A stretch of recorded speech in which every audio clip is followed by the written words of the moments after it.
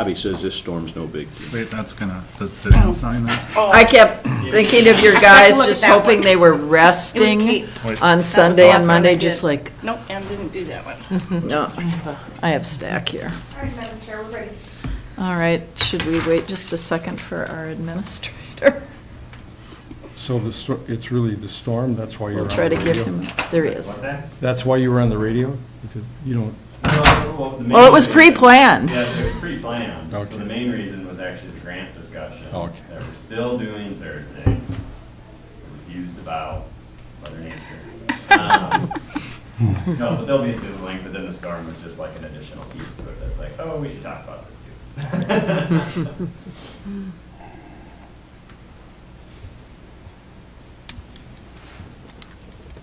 All right, well, good morning, everyone. I'd like to welcome you to the Cook County Board of Commissioners regular meeting today, Tuesday, December 13th. And if we'd stand for the Pledge of Allegiance, please.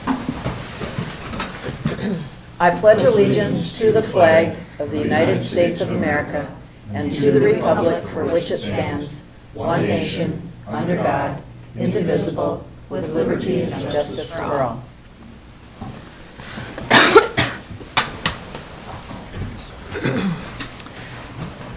So at this point, are there any adjustments to today's agenda?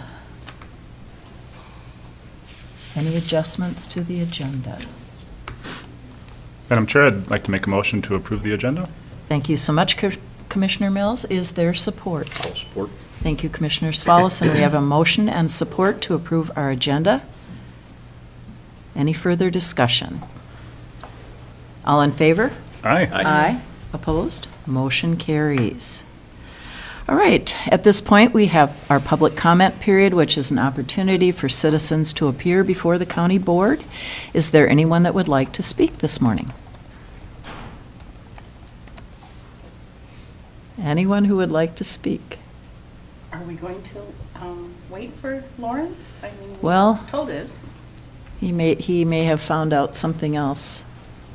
We had someone who was here to speak and has left. There he is. There he is, right on time. So we just are asking if there are any citizens that would like to speak for public comment this morning. I just spoke with Tim, and I don't need to take it. All right, We're good. all right. Thank you. Great, thank you so much. All right, then we'll move on with our consent agenda item for this morning. So Madam are Chair, there- I'll just note for the record, I didn't receive any comments, written comments either. Okay. Just- Thank you, Yep. appreciate that. So are there any items that a commissioner would like to pull this morning from our consent agenda? Commissioner Hawkins? I would like to pull item G, please. Item G. All right, and let's move that down to human resources, I think that's a good idea. and we can make that item C under human resources. All right, any other items a commissioner would like to pull this morning? Madam Chair, I'd like to make the motion to approve the consent agenda as amended. Thank you, Commissioner Mills. Is there support? I'll support. Thank you, Commissioner Swallowson. We have a motion and support to approve our amended consent agenda. Any further discussion? All in favor? Aye. Aye. Opposed? Motion carries. All right, we'll move down at this point. We have a public hearing at 9, but let's move right into our human resources. And Leah Ekstrom is here this morning. Welcome.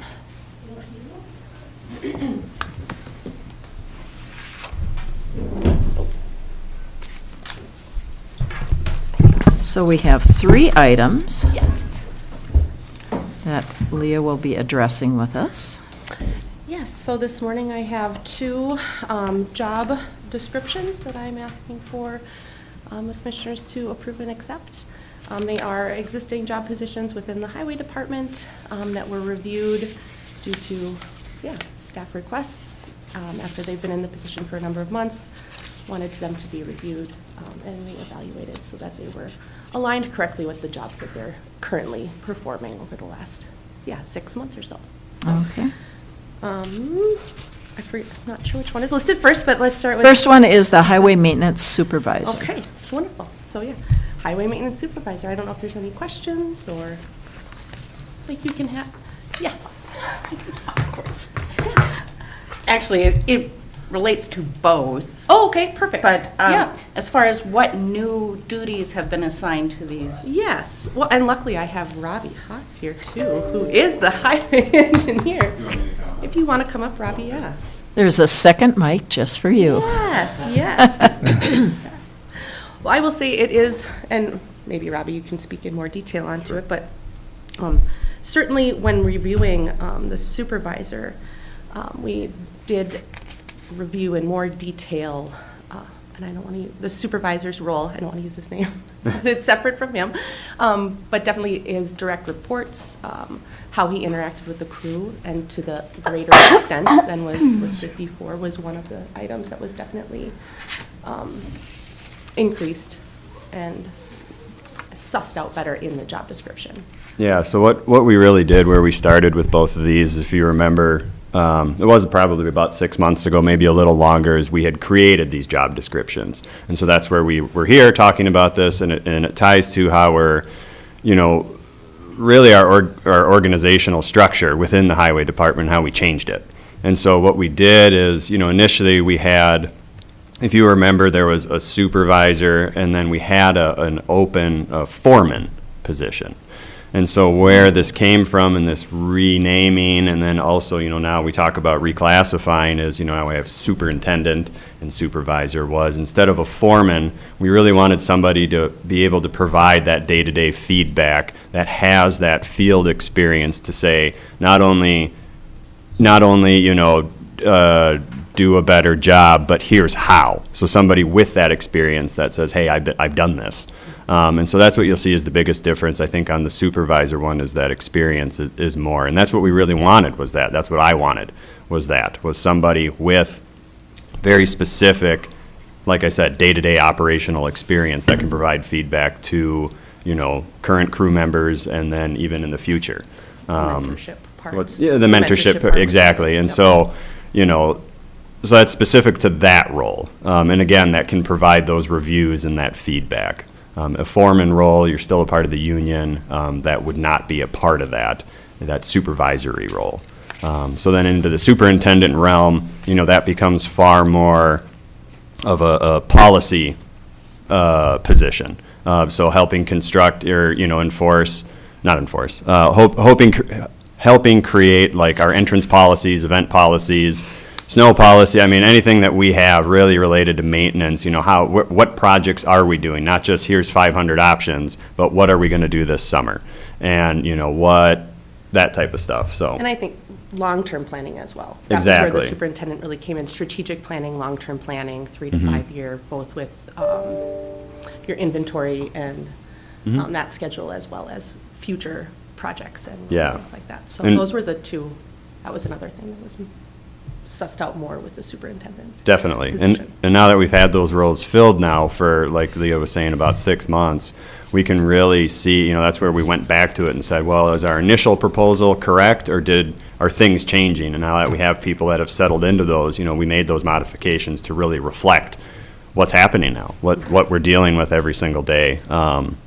And so I appreciate the input we've received, from these two positions, but also I think it reflects to an ongoing problem that's been in the department for a number of years of the high turnover that we've had, in the leadership in maintenance. You look at it, we had, a couple of years even recently with Josh, and then a couple of years before that, and a couple of years, so it's always this 2 to 3 year turnover that keeps happening and happening and happening, and so that's where we looked at it and said, what can we do differently?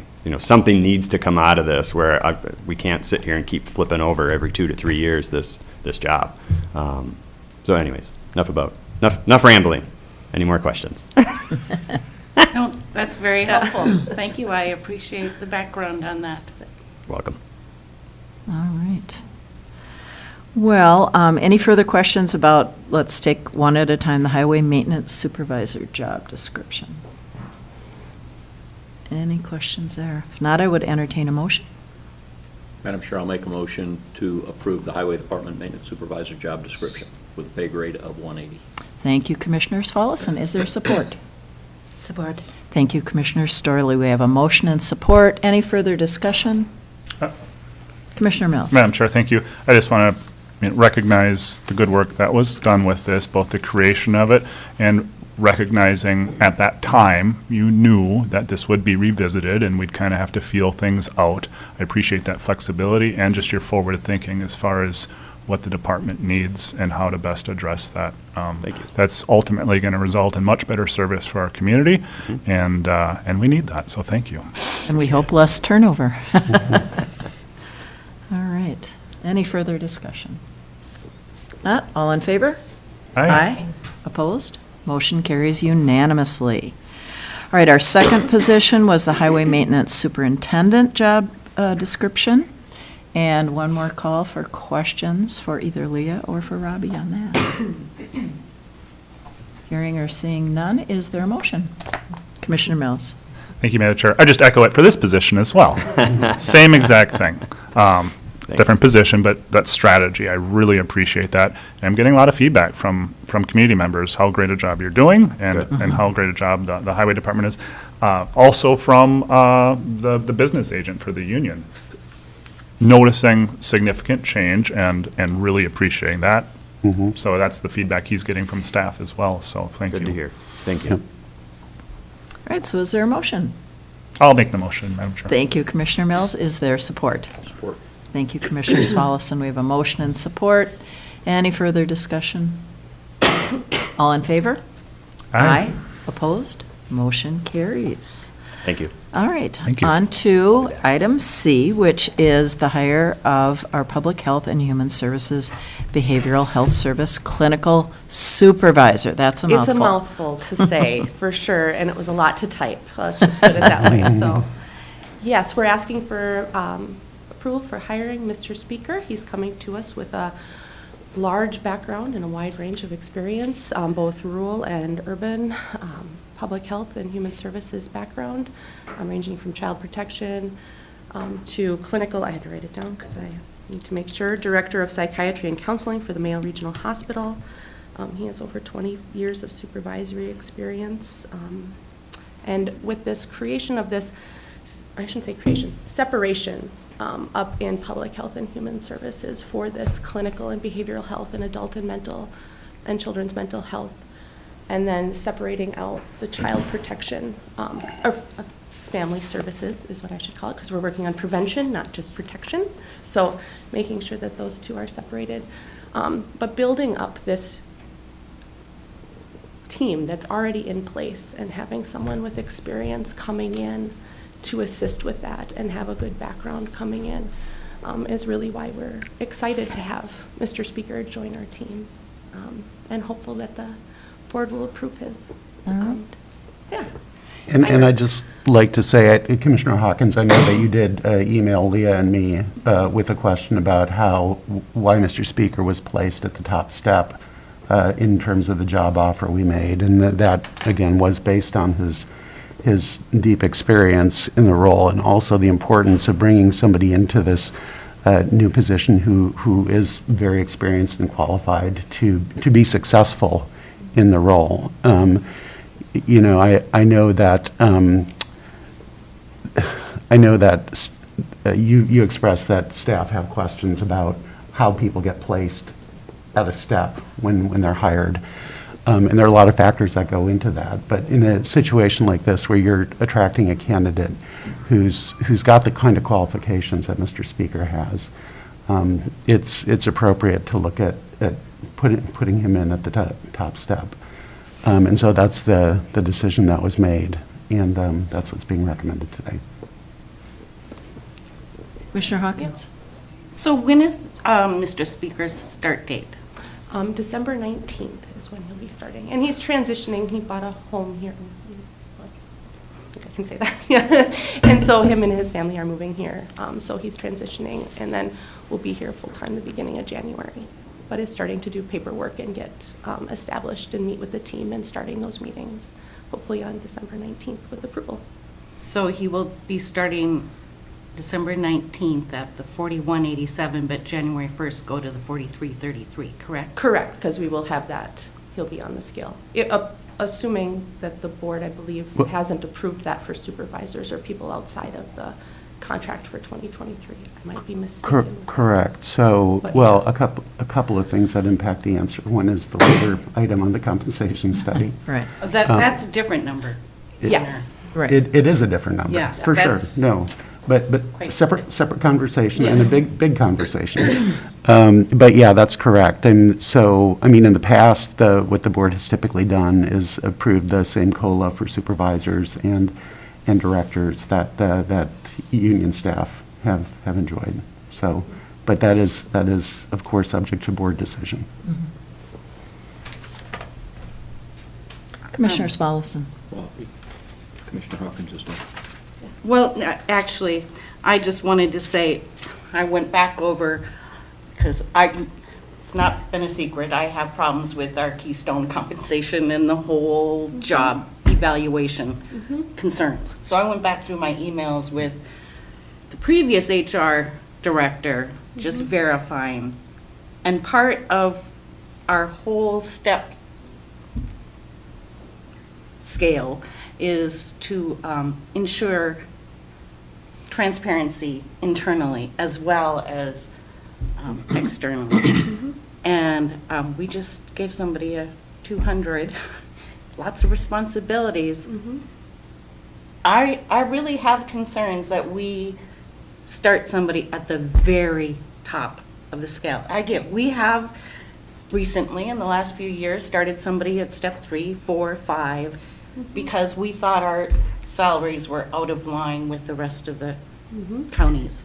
But starting somebody at the very top, when then I look through the compensation study materials later in our board packet, and I'm like, well, we're still way over what that recommendation is for a 200. So,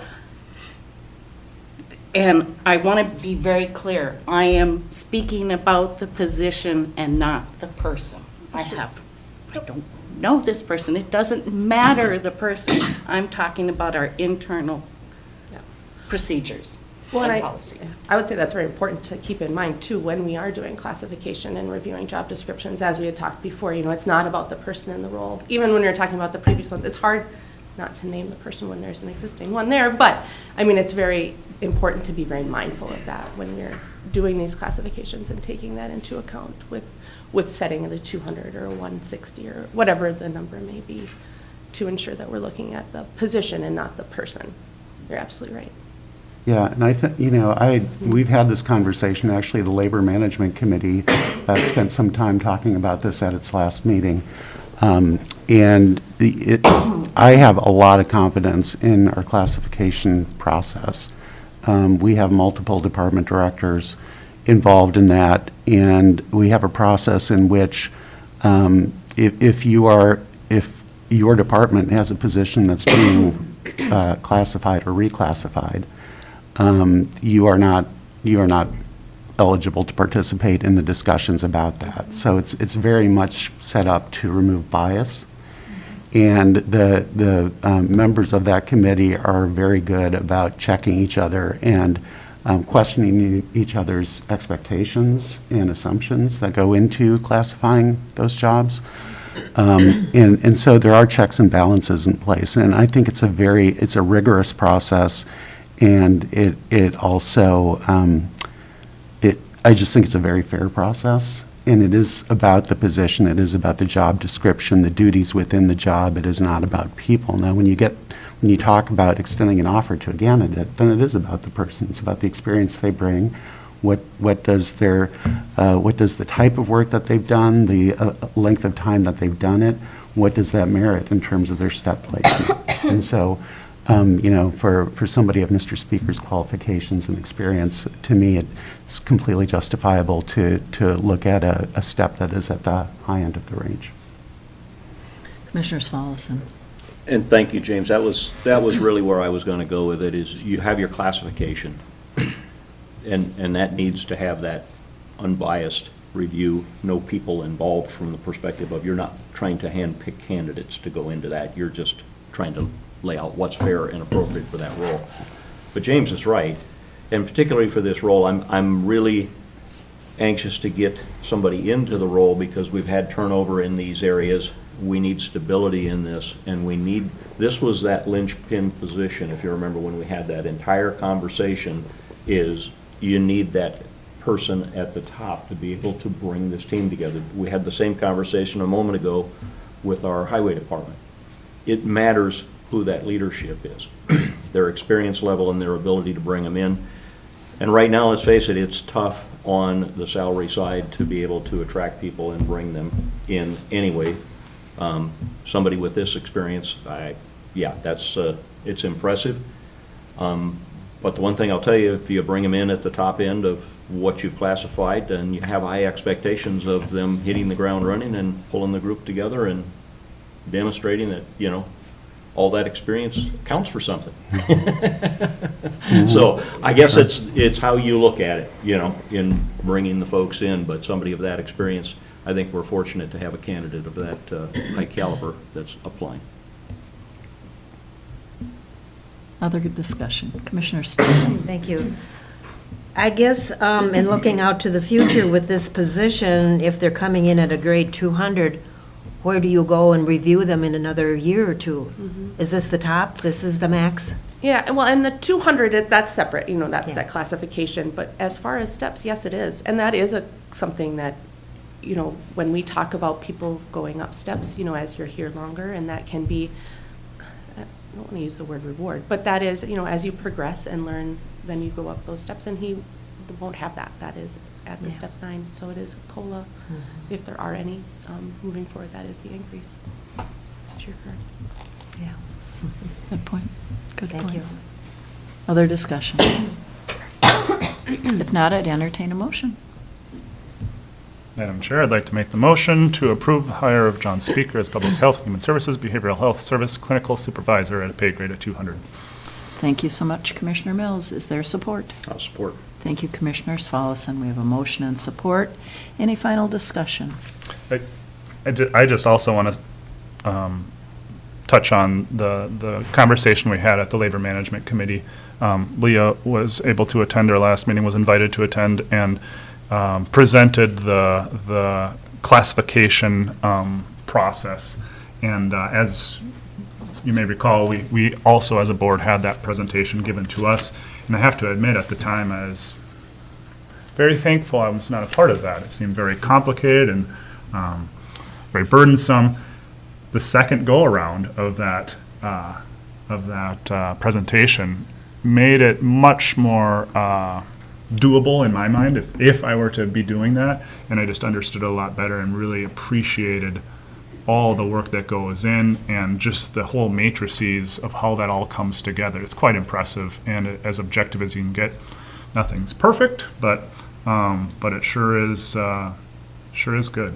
And I'm grateful that we're using it, and I'm grateful. The Labor Management Committee also was very grateful for that presentation, just like, oh, that's how it works. Oh, okay. And there were questions, and it was a really good discussion. So I don't know if it'd be helpful or not, but if we discuss that again at a board meeting, just for the public's sake, to understand how that works, I think that'd be valuable too. So it is tricky too. It gets confusing. It's easily confusing when you're talking class and steps, because until you're really working with that on a regular basis, you can get the two either mixed up or blended together, and that's just not how it works. So thanks for your work and your advocacy with that system. Yeah, absolutely. All right. So we have a motion. I will just add one more thing. A lot of counties, the step system is not unique to Cook County, but there are a lot of counties that have gone to sort of a range, a pay range rather than a set of steps. So, for example, if the starting pay for a position is $15 an hour and the top of the range is 20, a new candidate could be placed anywhere in that spectrum rather than being placed at a specific step. And the way that often works then is if you have a range system, there's got to be some other mechanism for determining how much of an increase somebody might get in a year. That could be performance-based, or it could be, there's usually COLA involved as well. But that would be another way of doing this. And I'm not arguing for eliminating the step system, but just want to point out that there are other ways of doing this that could provide more flexibility in how we bring new people in. There is, in a way, the step system is a little bit rigid, right? Because there are specific points at which you can start somebody. And that has advantages, and it also has disadvantages. I think it would be potentially a little more, in addition to providing flexibility, to the point of, creating some kind of understanding among staff about how are we bringing people in. It might be harder to explain without the steps. But I just wanted to put that out there, that there are other ways that we could do this as well. Madam Chair, I just need to make the point, any change of that nature would need to be negotiated with each of our unions. Oh, for sure, Right. for sure. Yeah. Commissioner That Mills? would be a big change organizationally. Yeah. Absolutely. Yeah, thank you, Madam Chair, and thank you, James, for talking about that, because I really do value the objectivity of our current system. And I think I value that more than the flexibility at this point. Even though I like flexibility, and I think that could be valuable in recruitment. I think for building our work culture, the objectivity has greater value, but that's really interesting to hear. Yeah. And I'm not saying Nope. one is Yep. better than the other. Sure. It's just two Yep. different ways of doing it. Yep. I am saying one, no. Fair enough. You're on the record. I'm always on the record. All good discussion, that's for sure. Well, we have a motion and a second. Any further discussion? Not, all in favor? Aye. Opposed? Nay. All right, motion passes 4-1. Thank you. Thank you very much. Thank All you, Leah. right. At this point, we will move on to item 6, our Highway Department, and ask Robbie to come back one more time Oh, again. to talk a little bit about the Active Transportation Program Grant Resolution. Yes. So this is a new program through the state. It facilitates, provides grants, so you can read it in the summary there, grants and technical assistance to make walking, biking, and rolling better. It's really designed for, trail work and that type of stuff. So what we're proposing, you can see it in my crudely drawn attached maps, is, well, I wanted to put something together, so there we go. We're proposing a trail, this would be for 2024 construction. We're working on the design right now, actually. But it would be a trail that kind of continues that one we just finished up there next to GES, from 61 up to 5th Street. So this would start at 5th Street, go up and around the sheriff's office, my office, behind the school, all the way over to 5th Avenue, down 5th Avenue in front of the recycling center, and connect to existing sidewalk that terminates there. We know the new dog park's over there as well. And additionally, if you look at the city of Grand Marais and then also the county adopted pedestrian plans, this route is identified as a major, hey, we want this done. We're still going to have public meetings at some point. Once we get far enough in the design to show something, is when I plan on engaging with folks to say, here's what we're proposing. Do you want an 8-foot trail, a 10-foot trail, just that type of stuff. Any comments, suggestions, whatever it might be. I've had great conversations with Jason Hale, too, regarding some future projects. I think Commissioner Hawkins had brought that up at one point in time to connect, and so, knowing that there's some, multi-unit things in the works potentially, and even recently in 23 or maybe in the next few years happening in that Creechville area and the business park, I think really bolsters our grant application for it. So I guess, does anybody have any questions? Commissioner Mills? Why did you say crudely drawn? I think it looks pretty. That's pretty bad. Which one? The map. You think it's good? I think it's great. It gets the point across. I think it very clearly illustrates the intention and the potential. All right, fair enough. Well, thank you. And I just want to say, I'm really excited about the fact that we're looking at these trails to enhance safety in our community. You know, we all see kids biking and rollerblading and dogs being walked and everything along there, and it's just going to be a great enhancement for their safety. And given all the potential growth that we have in that part of our community, potentially with Sawtooth Flats and looking over by the business park, I think it is very timely as well. So thank you for working on this. Thank Really you. appreciate it. Commissioner Mills. Thank you, Madam Chair. And I think I've talked about this before, but I did live on the corner of 4th Avenue West / Creechville Road and the new Gunflint. And so have a lot of perspective on the traffic that goes by and the pedestrian traffic that goes by. A lot of people walk that route on the shoulder. And a lot of logging trucks and a lot of gravel trucks go up and down. So I think, yeah, this is a really excellent option for safety, and again, the incentives for housing up in there is pretty incredible. So, yeah, it's perfect.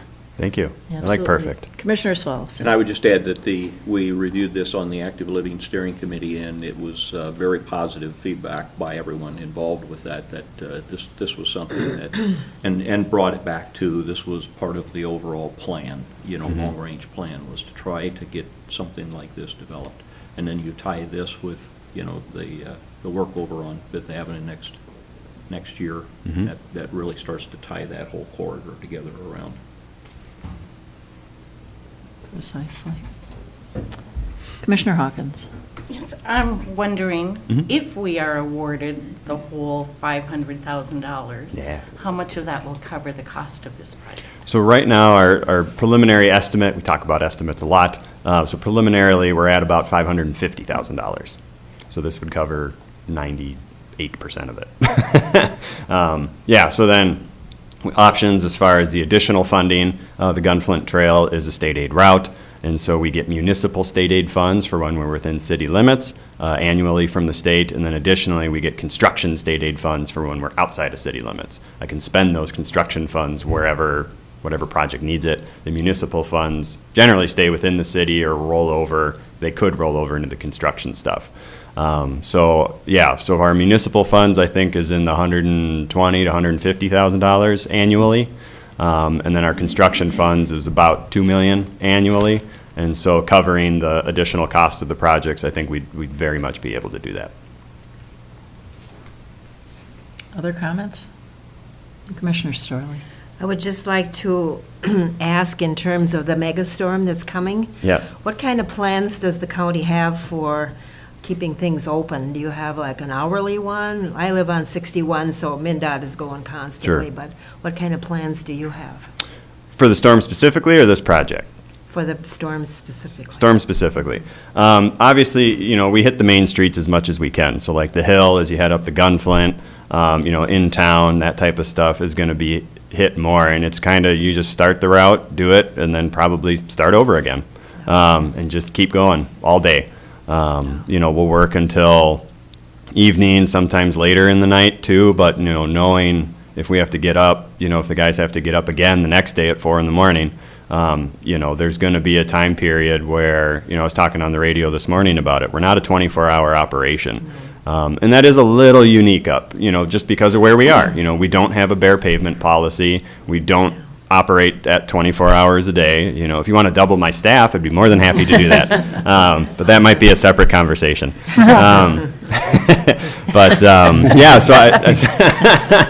So I would definitely caution, once it gets into the evening hours and even at night, the roads won't be plowed. It's just call it like it is. And, everyone knows that. We know that up here. And so I think, we hit the main routes more frequently, but definitely expect, we're getting a storm. So be cautious.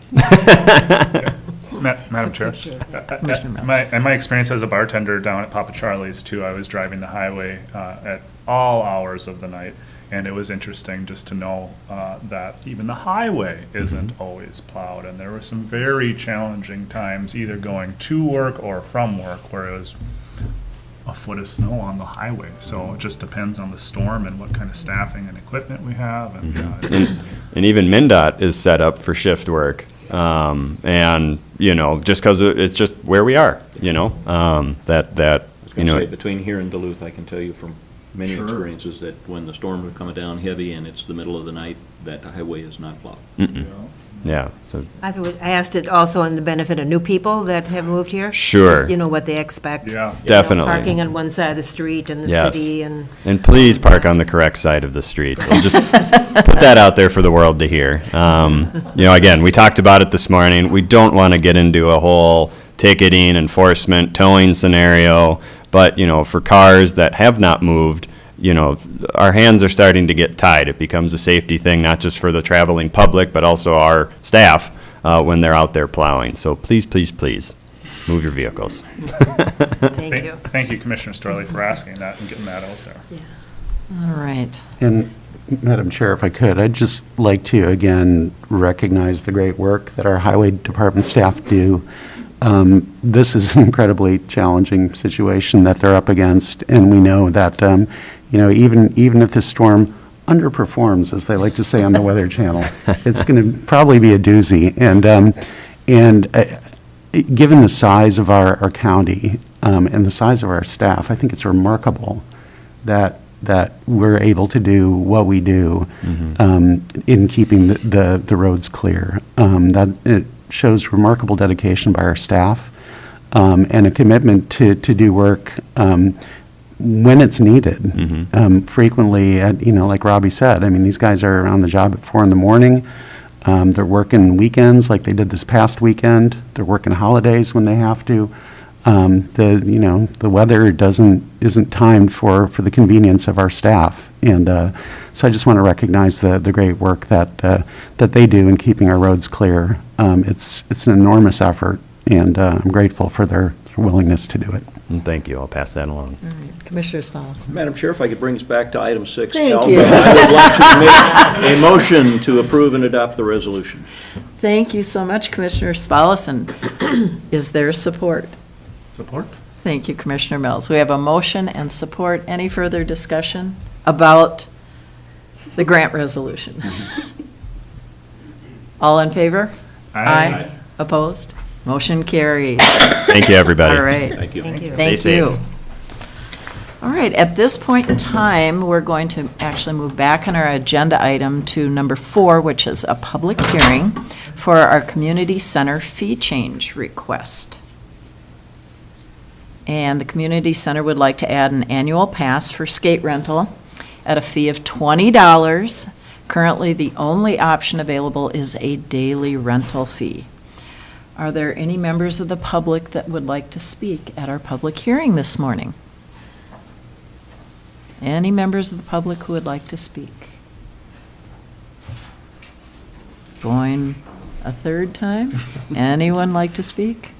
If not, we will close our public hearing. All right.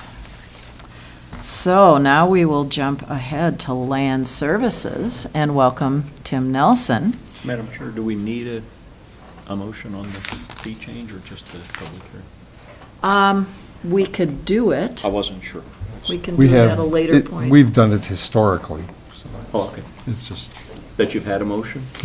Oh, Okay, let's Well, then- let Tim Nelson speak, and then when we're Sure. done with that, we will Very move good. forward with that. I don't want to get in the way of Tim Nelson's speech. He's all ready. That's right. Morning, Commissioners. Good morning. Administrator Yorkie, everybody. Yeah, from the snowstorm to county fees, that's always a good transition. Indeed it is. Tap into here. And I'll just jump right into kind of the big one. We'll start with the vacation rental fee. And this, obviously, it's one of these topics we've spoken about many times together, not necessarily the fees specifically, but vacation rentals and the update of the program, the licensing. all of that stuff, this could easily turn into a 4-hour conversation, and so I'll just try to hit the highlights of this. If you recall the report that came from the Vacation Rental Advisory Committee, it basically had a couple of the main goals was, A, to continue the licensing program, to be able to allow people their property rights to be able to hold vacation rentals as deemed appropriate, and still be able to mitigate and minimize any of the adverse impacts on the community. The other main goal of that was to try to be as self-sustaining as possible as a program.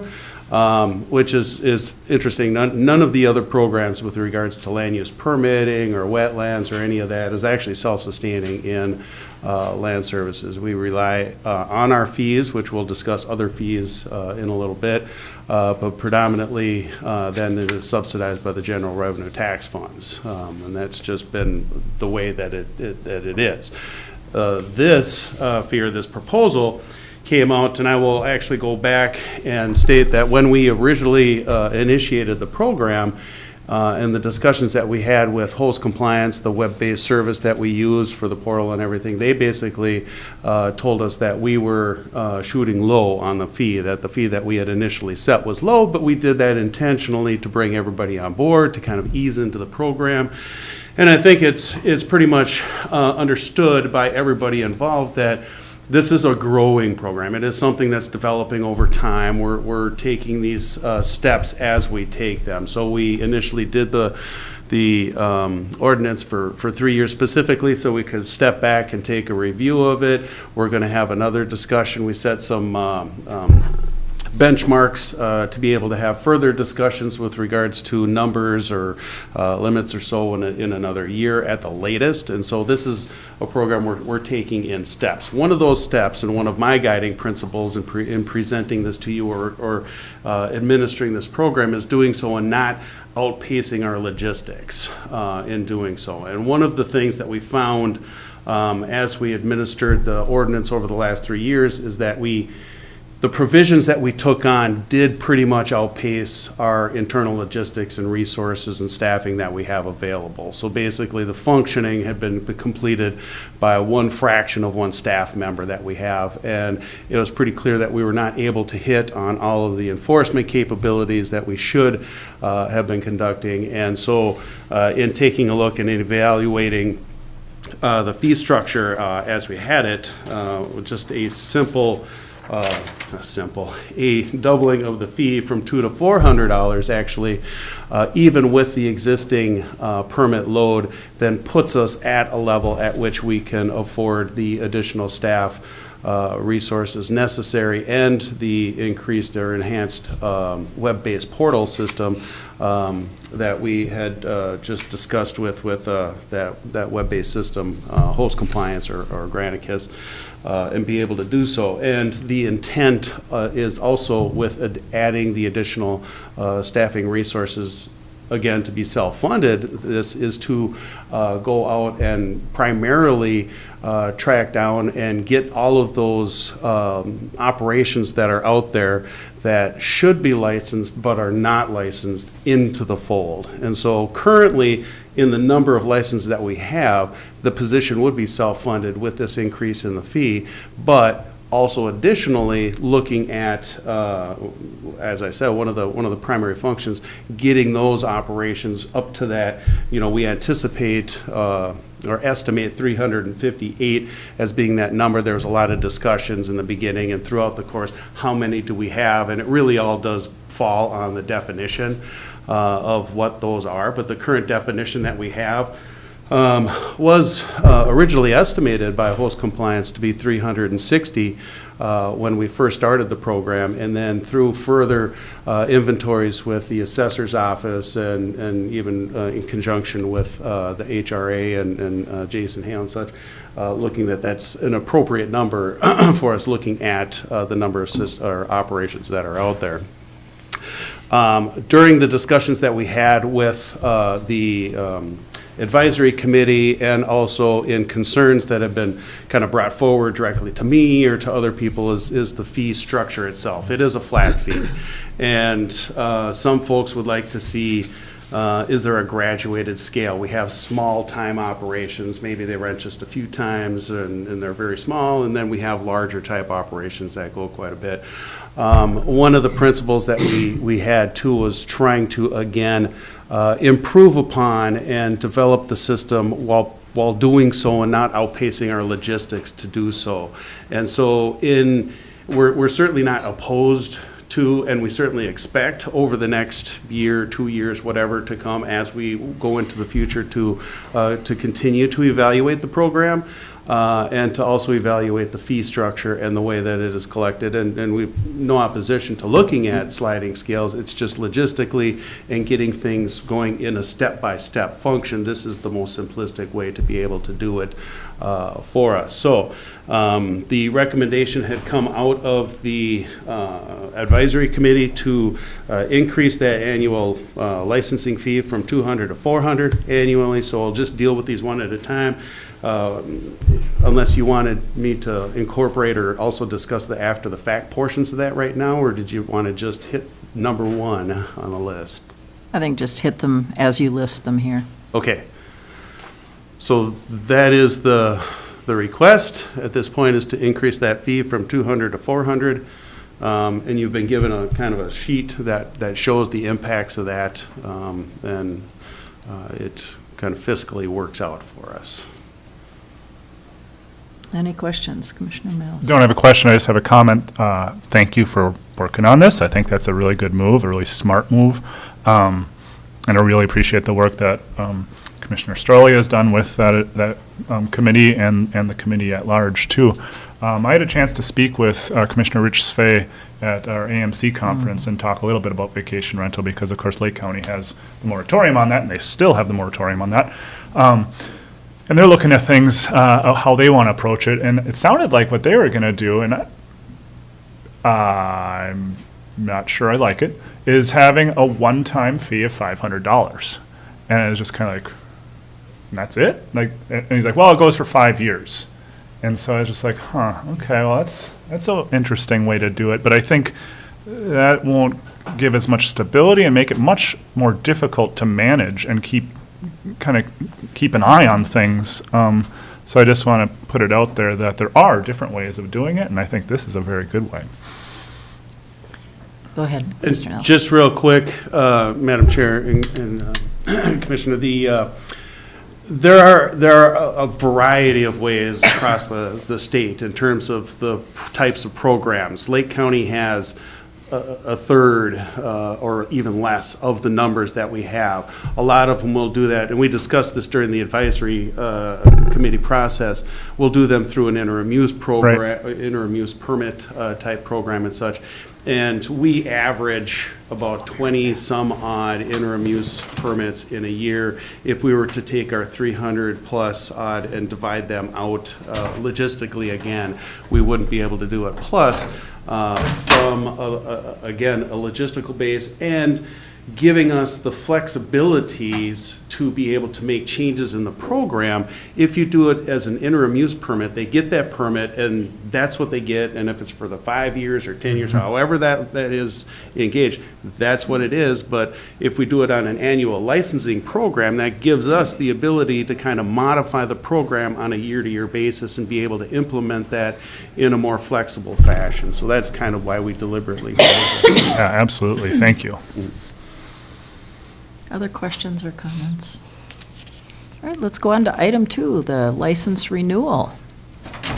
Okay, we have two kind of categories there. A license renewal after the fact fee, and it's currently $300. We would want to just keep that as the $300. And then we have the initial after the fact fee is $300, but that's when the license fee is $200. And so if we didn't want to keep an after-the-fact fee for an initial license to be lesser than the cost of the initial license itself. And so the proposal is to push that to $600, as there was a lot of concern to be able to bring these operations into the fold. There's enough people trying to fly under the radar. There are certainly those that just don't understand or don't know that they need the license, and we want to be able to get those and address those. But there are some that are kind of deliberately maybe hanging low or so, trying to get it. So we want to try to provide as much incentive for people to get that initial license as much as possible. And so that's why that fee is being proposed to go from the currently $300 to $600. And I would note that that's in addition to the actual license fee themselves. So that's just hitting those folks that are after the fact. And currently, again, some of the concern was the fact that we have a window of a renewal period. And we do so, again, we had initially set that based off of the logistics that we have because the fraction of that one position does all sorts of other items. So it was easier and logistically for us to handle those renewals during the winter time when summer enforcement or summer permits are much more prevalent. And so those are all kind of concentrated into this 2-month winter period, whereas it may make sense over the course of time for us to spread those renewals out over the course of a year, so those we can get those tracked down and even the initial permits set and get them on a rotating schedule as opposed to all specifically consolidated at one particular time. So that's the reasons for those proposals. Any questions for item 2? All right, item 3, the grade and fill and small site stormwater permit. Okay, basically, and in fact, most of the rest of these are based off of the fact that we just haven't increased these, and we've certainly increased in the cost of the services and resources that it takes to provide those, just the mileage in the vehicles, the county vehicles that we use, the number of visits that we have to do.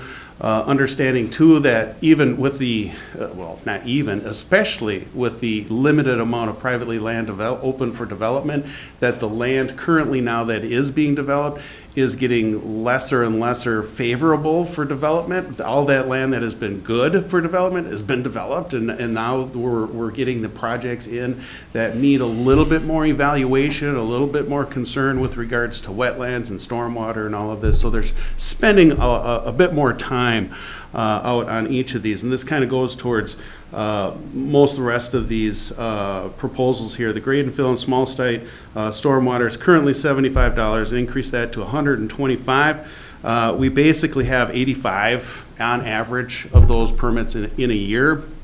So that really, in total, impacts an increase of $4,250 to the revenue. So it really doesn't even add that much. It just puts a little bit more skin in the game. And what it does, every increase that we have in the specific fee takes that amount that we have to draw from the general revenue tax fund to subsidize the operation. So that's the grade and small site stormwater. Commissioner Swallow. And that was one I just wanted to have just a little more discussion on. So when you say it would bring in this additional, that's just showing, hey, we have about this many applications, this would bring in this additional, but I appreciated your comment because I didn't want the general public to think that we're raising fees to bring in revenue. We're basically offsetting and trying to hold the line on these overall costs. Because basically, if we don't, then the general taxpayer is picking that up through just the cost of running the government. Correct. But, go ahead. That's correct. Madam Chair, Commissioner Swallowson, there have been discussions in boards in the past about even the whole range in terms of the concept of fees going. So there was some proposals, well, let's just do away with fees because basically all of the work that we're doing with regards to wetlands control or stormwater stuff is benefiting the public because it's keeping the waters clean and keeping all of this, and it promotes the type of development that we need. And then there's the other side of the argument saying, well, it benefits certainly the property owner, so they need some skin in the game. Let's keep those fees up to a point where they're responsible for their portion, and then understanding there is some economies of scale. Just really doesn't work we can't charge enough in our fees to be able to cover all the services. So understanding that there is some of that public good and public benefit for keeping the waters clean is why we get that portion that's subsidized out of the general revenue. Thank you. All right. Other questions about item 3? And item 4, large site stormwater permit. Tell me what the difference is between small and large. That was my question. Yeah, it's a square footage and an acreage amount of fill. There's thresholds in terms of actual dimensional sizes and amount of materials being moved and filled. And frankly, this will kind of sum it up for you. We got 85 on average permits of the small site ones, and we get generally 3 in a year for the larger site. So it does take a lot more movement of material to hit that level. And the request is being increased for the same thing. The net increase for that is actually only bringing in another $450 to the fund. But again, it adds that skin in the game to the property owners for the projects. Other questions about item 4? Commissioner Mills? Can you help me understand the difference, the definition between large and small? The definition generally is basically the dimensional size or the amount of fill necessary. And they told me this would happen after I hit 50, but those specific numbers, the specific numbers in terms of the actual dimensions and sizes. Yeah. No, they I just guess I don't need the specifics necessarily, Yeah. but can you give examples of the 3 big ones? Okay, so here's a really good kind of a threshold and a distinction that happens. When you get to the large site sizes, generally that starts to involve other agencies as well. You start getting into the Minnesota Pollution Control Agency, the NPDES or National Pollution Elimination Disposal Permits. You get these different size levels of organizations that have to participate in it as well. And so that's why it opens up for that much more activity, that much more review, that much more potential impacts on nearby water resources and such, and that's kind of why that is. And so it seems like not so much homes. Right, yeah, we're not talking homes, we're talking industrial sites or things like that. Gravel pits, if we get a new one, most of the gravel pits we have been in existence or grandfathered in and such, and we work with those. We deal with those and renew them on an annual basis and take a review of those instead. But if a new one were to be opened up, certainly that would do it. Or if a large resort wanted to open up certain portions of it, say the golf course development, legendary log lodge, those kinds of things that when they started, they needed those types of permits. And not going to hold you to this, but just off the top of your head, would you say an apartment complex would require a large site? Is that still within the small site? It Depends on the size of the apartment complex. There's a good government answer right there. It depends. And it really does depend on the size of the apartment complex. Certainly if we're looking at 4 different apartment complex buildings on one property and such, yeah, absolutely. The PCA actually used to have a limitation of 5 acres. That was their threshold where they were being involved. They reduced that down to 1 acre in size of disturbance. Sure. Yeah. The numbers are starting to come back to me. So that has been reduced to the 1 acre because they realize and they've seen that people will use that 5 acres and they'll say, okay, well, we're not going to do 5 acres, but we'll do an acre here and then do an acre there and then do an acre there. And it's kind of that phased and connected activity that can reach that. So it's easier just to deal with it when it's an acre of disturbance. Thank you. And it's actual disturbance that we're talking about. Other questions for item 4? Commissioner Hawkins? Yeah, I just have a question. I did go on both Lake County and St. Louis County just to see what do they charge for things. And I am wondering, is an environmental assessment kind of the same thing as a stormwater? Okay, because Not at all. I didn't see a stormwater, large or small, on some of these other sites I was looking at. I was wondering. Yeah, it is very interesting. One of the things that I've kind of learned, especially since I came to this county some 24 years ago, is I've become sort of the survey person for our association of the county planning and zoning. You got an award for that, I believe. I did. I got a monkey with the clapping symbol because I used the survey monkey that I send out. And one of the things that's really very interesting, and I find this in almost every single angle of land use administration and development and such, is that when I put a survey out asking for difference in fees or difference in permits or difference in how do you handle this or that, 87 counties, you got 102 answers. I mean, it really does vary from county to county. Now, environmental assessments, you have the environmental assessment worksheet, you have the environmental impact statement. Those are through the Environmental Quality Board. It's a whole different animal in and of itself. And there are some counties that don't necessarily call that, their stormwater one. We actually adopted the program 2006 timeframe. We became a delegated county through the Minnesota Pollution Control Agency. We adopted it when we had some significant storms, and we ended up with washouts from 60 or on top of 61 blowing out onto 61. And so at that point in time, the commissioners decided, let's become a delegated county. And we had an agreement with the Minnesota Pollution Control Agency, and that's when we first put our stormwater ordinance even together. After that, it took maybe about 4 years into that we decided, we don't need necessarily that official relationship with the PCA, so we'll just handle it on our own, but we maintain the ordinance. Okay. Thank you for that clarification. Sure. I was trying to match things up, and it wasn't matching up. Yeah, it's very difficult. A lot of people will compare us with Lake County or St. Louis County or, Cooch. Our district in our planning district goes from Cook to Cooch to Itasca to Chisago and Pine. So it's a huge district.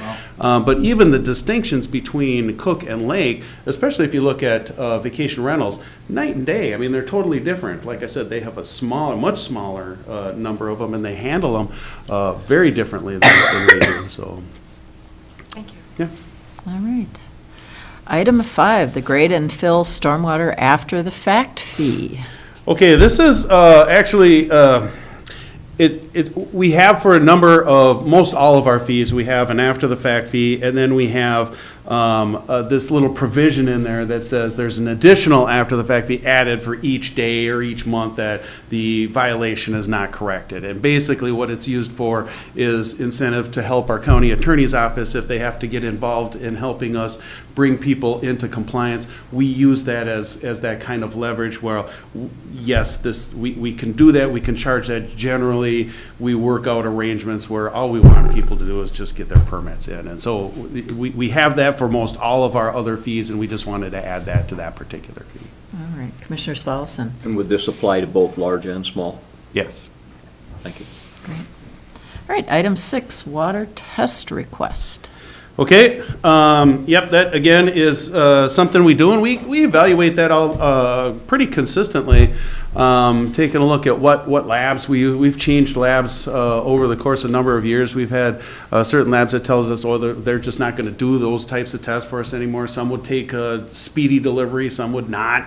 Right now, we're in kind of a really unique scenario where when we go out and do those, we don't necessarily have to go out and do the testing.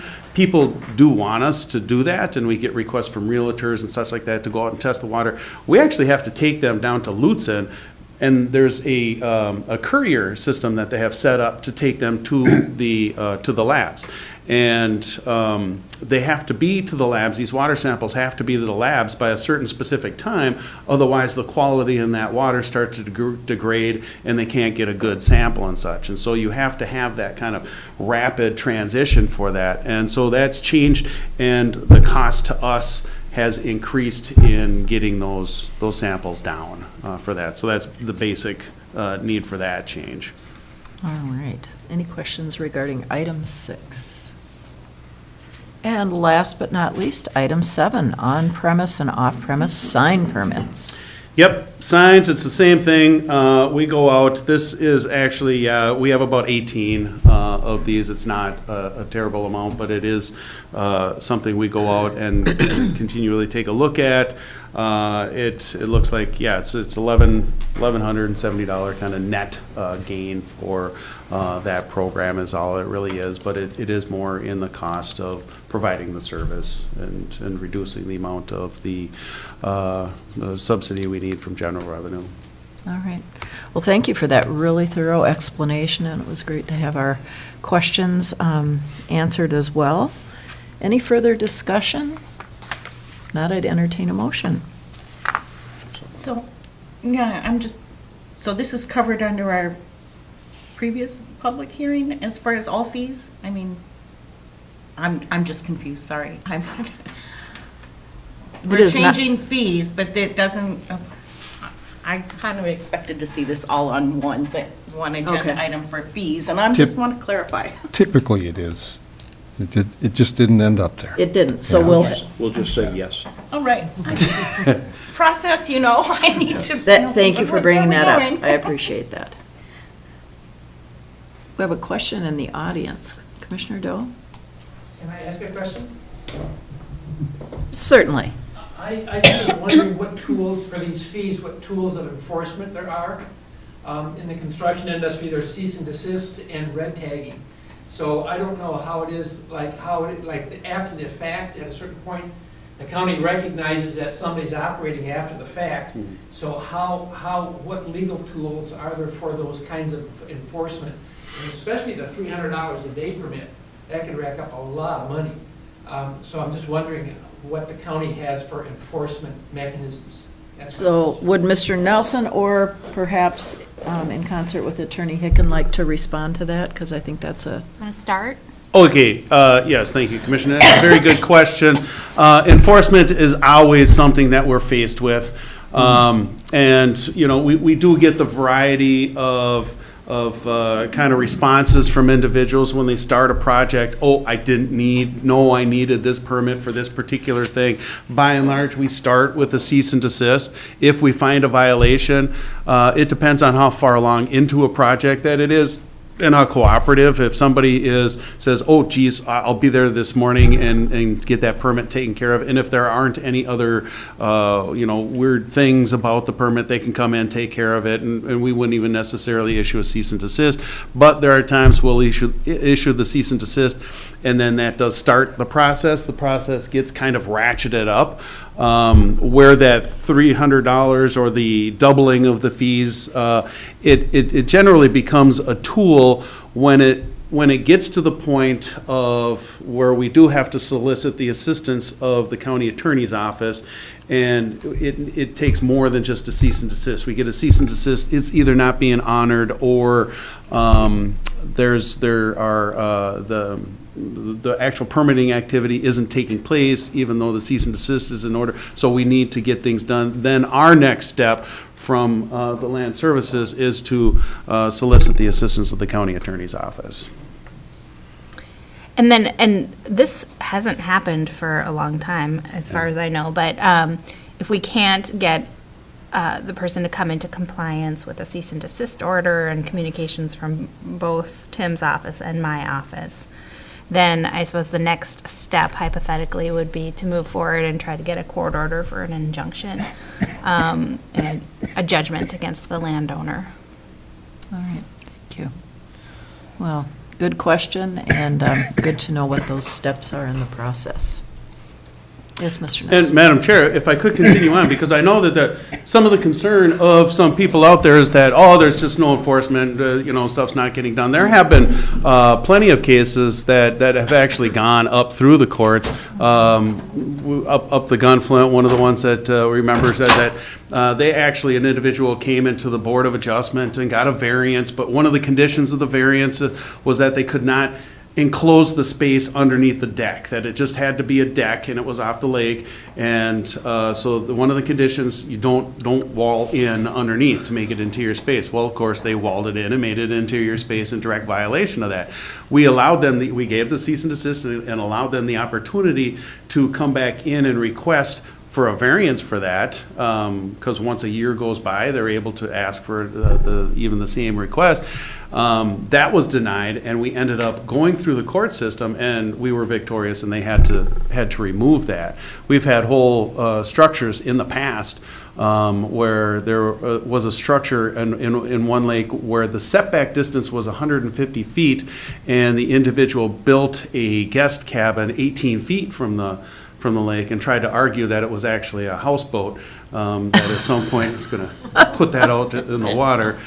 But the roof Probably line- would be in a flooding season. Yeah, the roof line, interestingly, was cut to accommodate for the trees that were growing up next to it. So it clearly wasn't that. The judge actually did, we took that through the court system, and the judge made them remove that. So there actually is enforcement that does happen. We don't get that publicized quite enough, so that it does happen.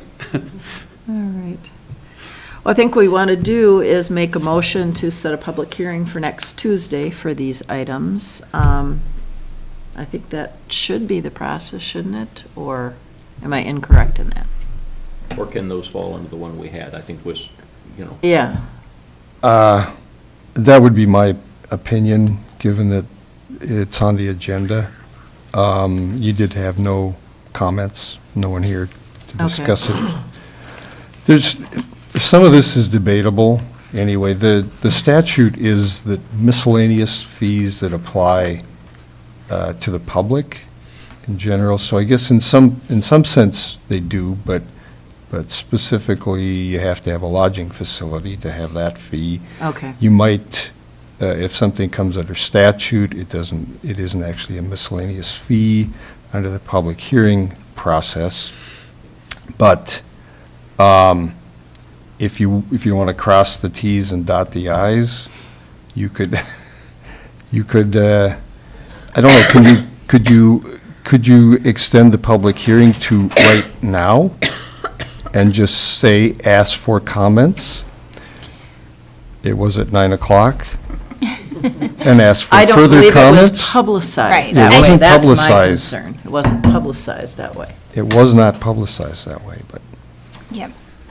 Madam Chair, that would, I mean, I think the conservative approach, the best practice approach is probably to hold that public hearing, given that these fees were not noticed with a public hearing notice and.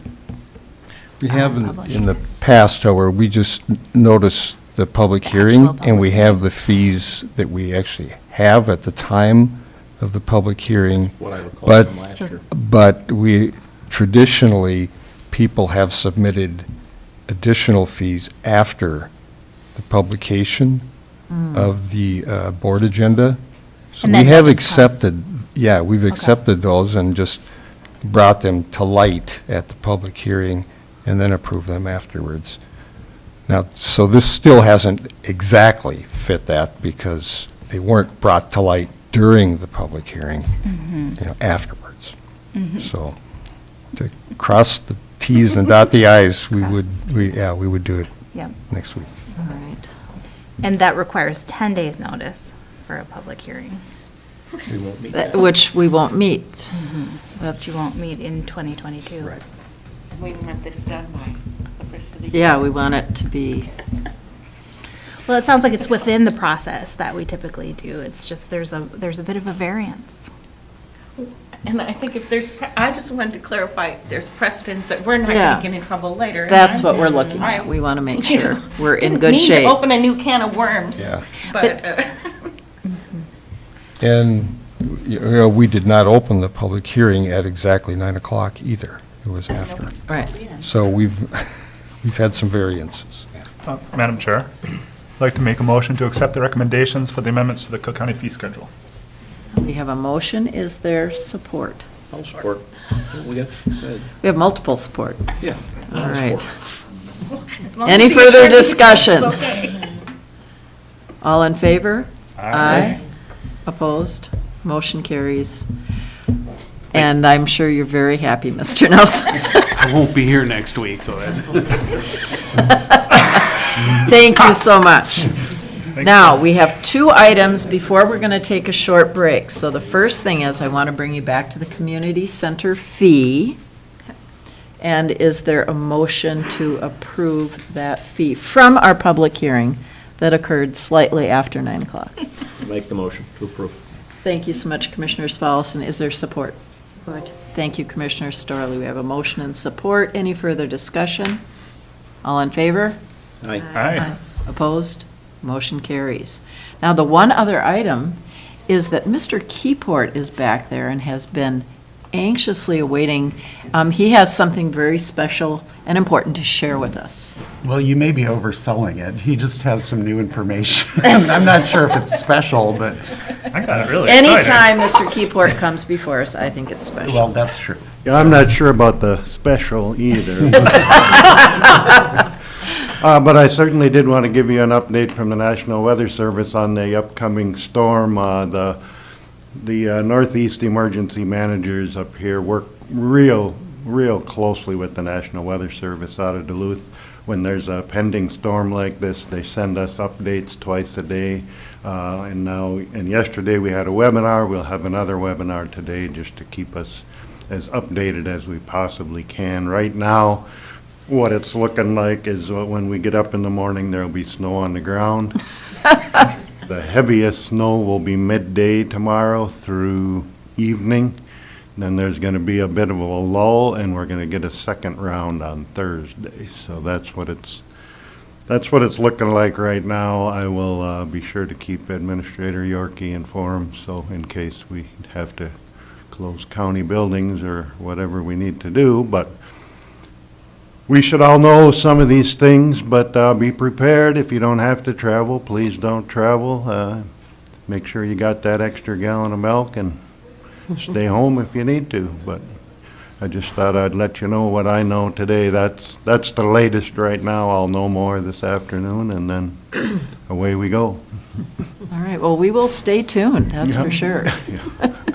Commissioner Mills. Thank you, Madam Chair, and thank you, Mike, for that update. You bet, no Hopefully we'll problem. get that out and about as well. And I would just ask Commissioner Svalson to share the forecast that he heard from Nebraska. I thought that was. Yeah, that was on the news this morning, and they were discussing various states and how they were describing it. The folks in Nebraska, declared that this was going to be a significant blizzard event in Nebraska. Now, they have several blizzard events every winter, but as they stated, a significant blizzard event, and we're not kidding.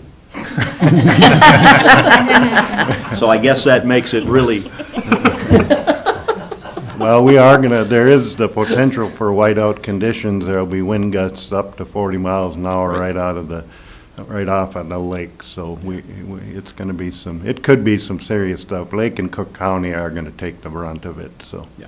I heard 11-foot waves and Yep. 10-foot waves coming in from the east. Be prepared. No canoes on Lake Superior today, Right. please, or kayaks. And Madam Chair, while we're on the topic, I would just add, Mike mentioned that, if there's a need to curtail county government operations in some way, we'll be communicating that to the public. So I'll be in touch with Mike and other folks to make sure we get that information out. If we're needing to close buildings or make other changes to operations, we'll get that information out to the public as quickly as we can. All right, great. Thank you. Commissioner Mills? Thank you, Madam Chair, and thank you, James, for mentioning that, too. I want to make sure we stay ahead of that with our staff to make sure staff can get home safely. Yep, Yeah. for sure. Absolutely. Well, thank you so much. Commissioner Storley? Okay, I seem to digress this morning. Are we done with the weather? Okay, since you're here, Mike. Sure. I just got word, reading the Tribune, Joe Kelly is retiring, our emergency manager. Correct. That's great. And we'll certainly miss him. And I did not realize that they were building a whole new emergency management complex in the Yes, Twin yep. Cities. So that's pretty exciting to Yep, know yep, about that was approved, and then, a couple things happened, but it's going to be built, and fortunately, it won't be right in downtown Minneapolis or St. Paul. It's going to be up in the Blaine area, so it'll be a little more accessible. It's going to be quite a facility by the sounds of it. Sounded like it. To include a bomb shelter. I don't think that's the term we use anymore, but. Wow. So there'll be. It's going to be a pretty nice facility for Yeah. training and EOC operations. So who appoints a new manager? The Commissioner of Public Safety, however, the Commissioner of Public Safety is also leaving us. Right. Oh, Yeah, John Harrington is moving on too, so Okay. I don't know what that's gonna look like. We do have a deputy director, and I think he'll take it over in the interim, but there's kind of some trickiness there. He's on a different pay scale and really doesn't want the job, is what I'm told. Okay. But, yeah, Joe Kelly, I think he's actually done next week. He's going to take a couple weeks vacation over the holidays, and then on December 31st, he's through. He was a Yeah. very good guy to work for and Oh, with. yeah. He's very knowledgeable, and he'll for sure be missed. Yep. Right. Absolutely. Commissioner Mills? He was who came up and That's correct. trained Right. us. That Yep. was, Yes. yeah, that's pretty exceptional to have him do that. Yeah, for sure. Thank you for orchestrating that. Yeah, you bet. All right, well, thank you so much Yep. for the update. We appreciate it. We're going bet. to take a short recess for 5 minutes because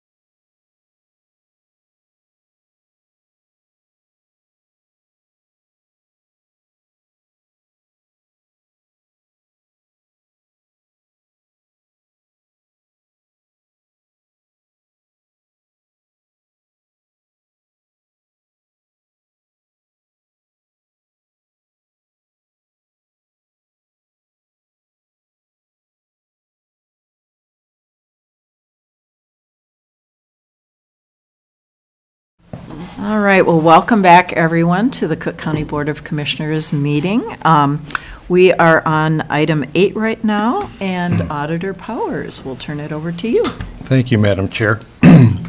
So this is an annual request, or notification, I should say, for the county commissioners, if there is to be a salary or per diem increase to take effect in 2023, you have to make that change in 2022. So this week or next week would be the opportunity for the board to make a change at either the salary or the per diem level.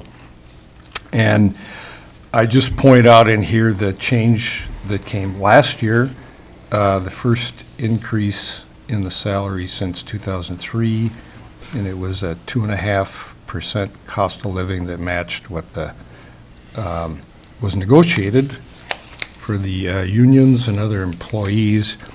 And here I've got a sample resolution. If you were to make such a change this year, this is not a suggestion to do this amount, but just what it would cost if, for example, you were to increase the cost of living again to the 3.5% that was approved for the unions and other employees for 2023. So that for your consideration. All right, thank you so much. Commissioner Svalson. And what would the cost be? The cost would be about, I said it here, $4,263. Thank you. And that would include PERA taxes, et cetera. Okay, And that's for a 3.5%. correct. Any questions or discussion? Commissioner Mills. I didn't say anything. No, I saw the look on your face. Well, I was just anticipating people looking at me. So it made me smile. Well, as you know, it's no secret that I think we should have a very significant increase. In the past, I've spoken about $12,000 per commissioner, and that was based on a 10-year average CPI increase from 2003 until whenever that was, last year or the year before. As we know, inflation, and that did not include costs of insurance. So since 2003, commissioner salaries have essentially been going down. And I think that's a very unhealthy way to structure leadership positions in an organization. Now, of course, inflation has gone even more bonkers. And so, you know, I haven't done the maths, but adding that additional 7% of inflation would bump this up to 13,000 or whatever. And so I know it's never pretty or popular to give oneself a raise or an increase, but I have serious concerns about the health of the organization, the health of our community, if we do not make significant adjustments like that.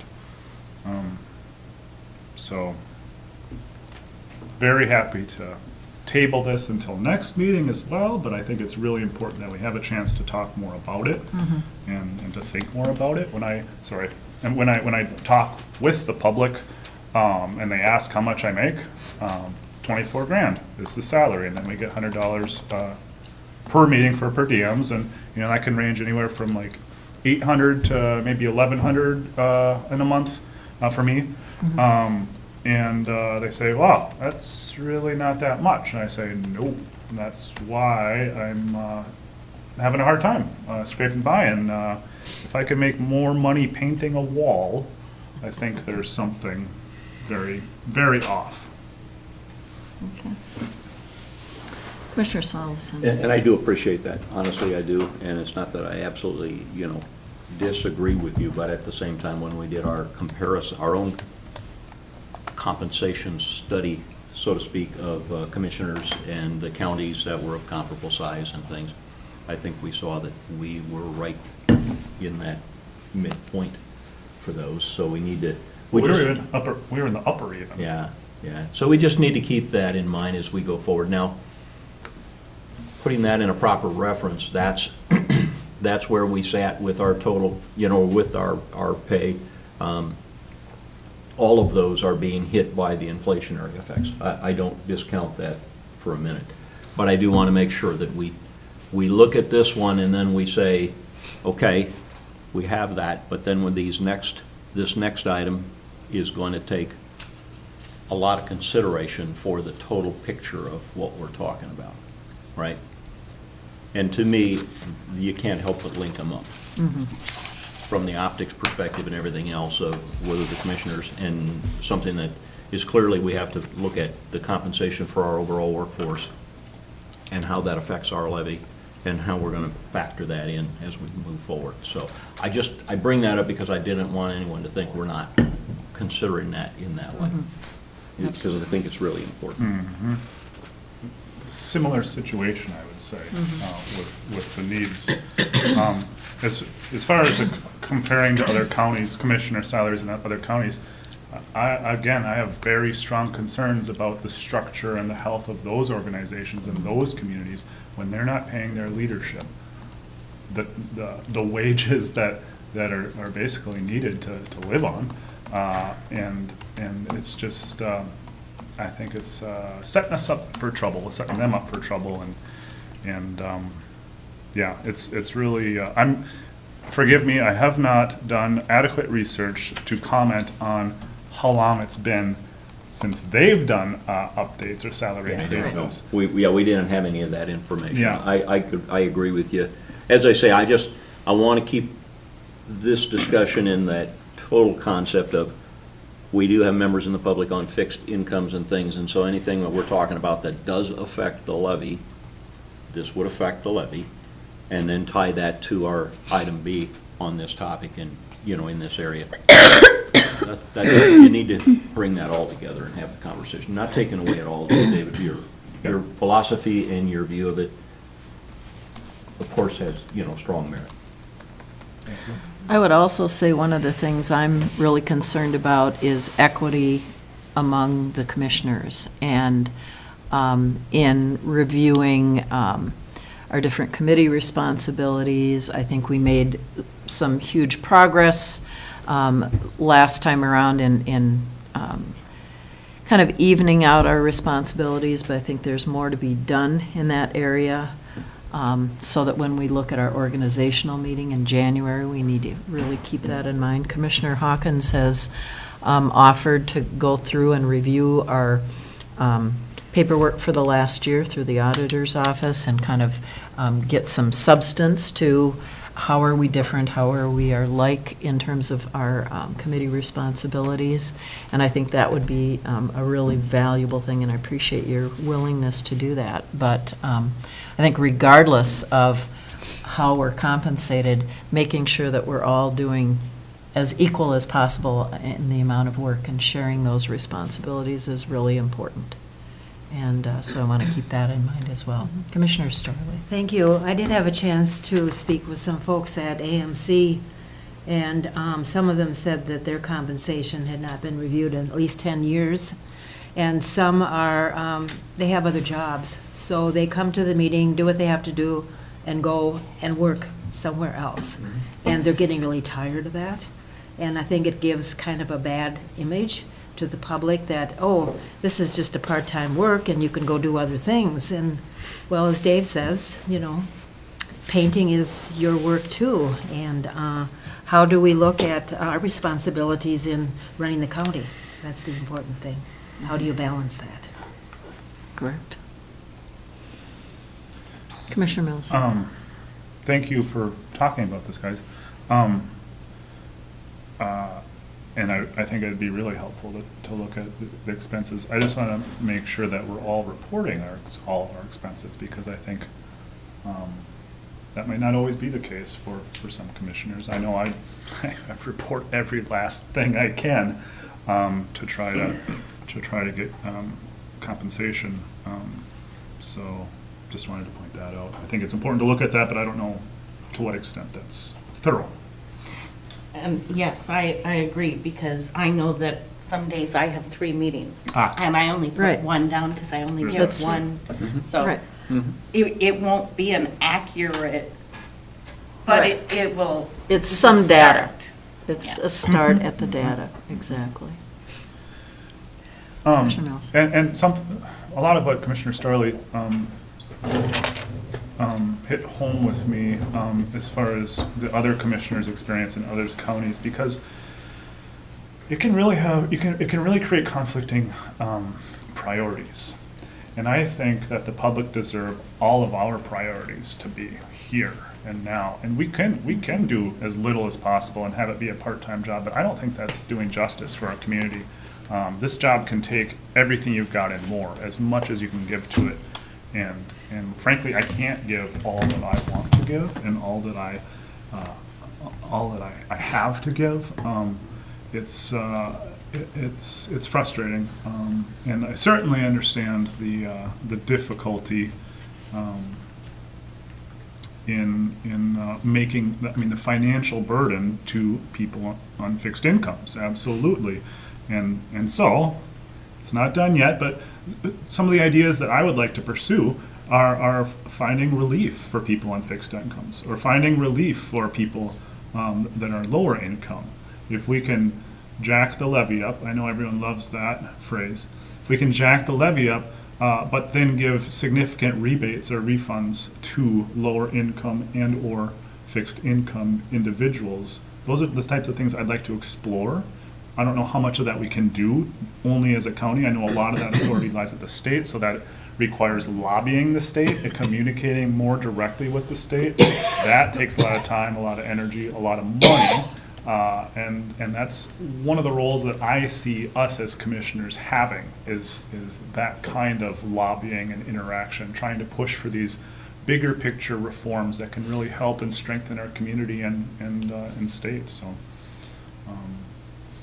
but can't do it painting walls. And I will say that for commissioners, not just here in Cook County, but elsewhere in the state, it's very difficult for people, unless they have their own business, to find employment, because schedules are different every week, every month, and it makes it extremely difficult to find employment if you're not in charge of your own schedule. So I think it's a statewide issue, not just an issue for us, clearly.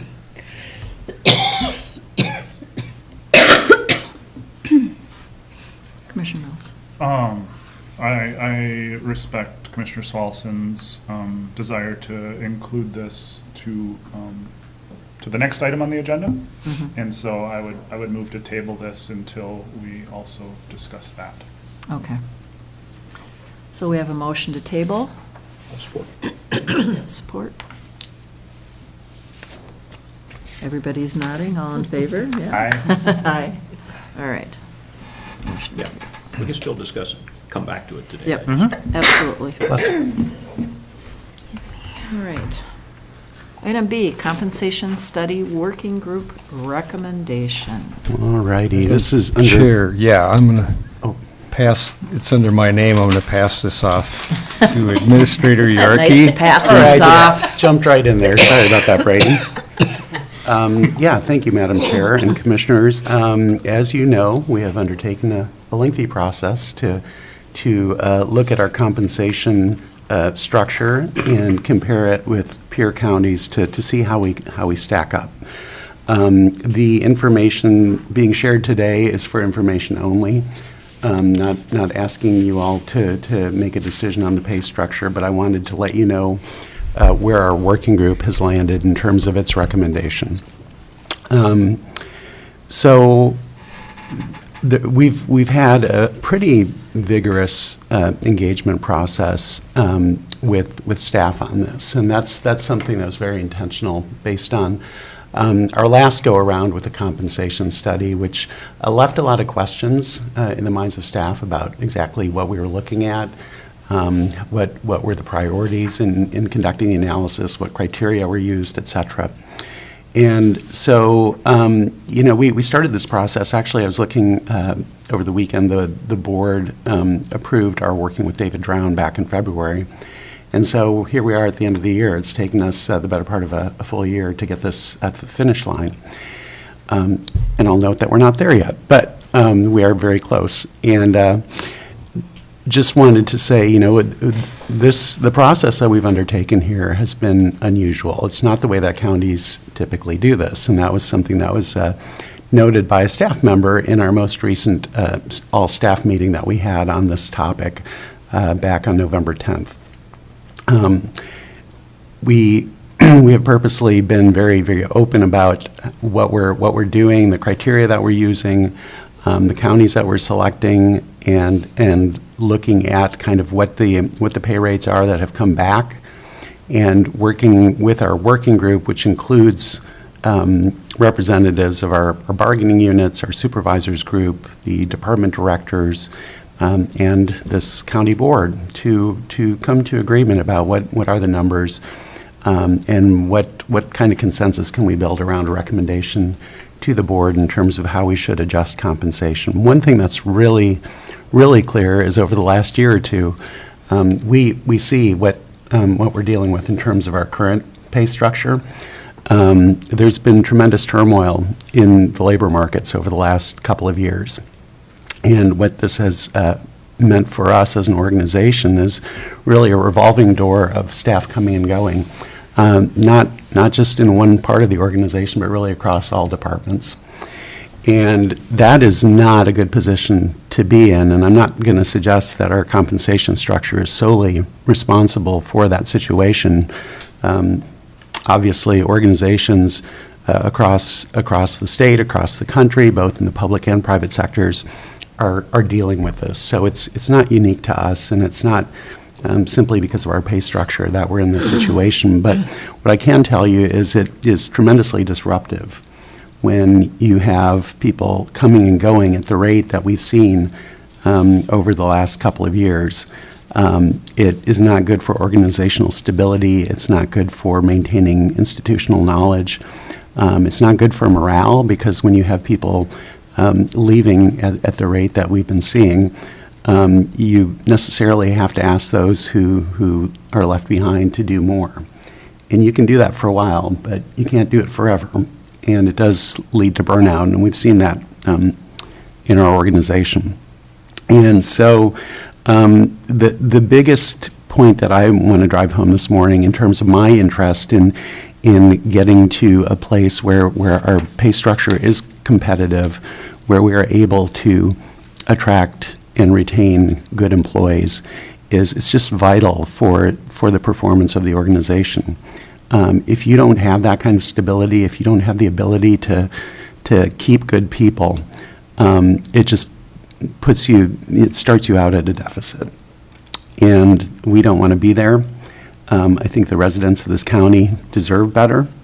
I'm painfully aware of the significant financial burden that is associated with this. And it's a trade-off. As you well know, you can try to minimize the levy impact and, say we're going to do a modest increase, or you could even say we're not going to do any increase. We're just going to stick with the pay table that we have now. We'll implement the COLAs that we've negotiated for 23 and 24. That would be an option. In my mind, it's not a very good option at all. And so I think some action is needed. And then the question before you today is how far can we go to address the deficit that we've identified? Right now, our starting, our minimum and maximum pay is right around 80 to 84% of our market comparables. And so that means that, we have quite a gap between what we're paying and what our peer counties are paying. And that's just not a good place to be.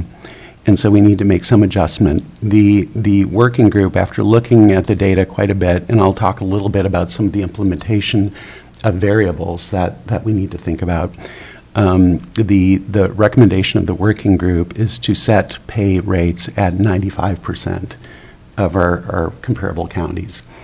The attachment to the agenda item does show the proposed pay table that would be used. And I'll pull this up real quick. One moment, please.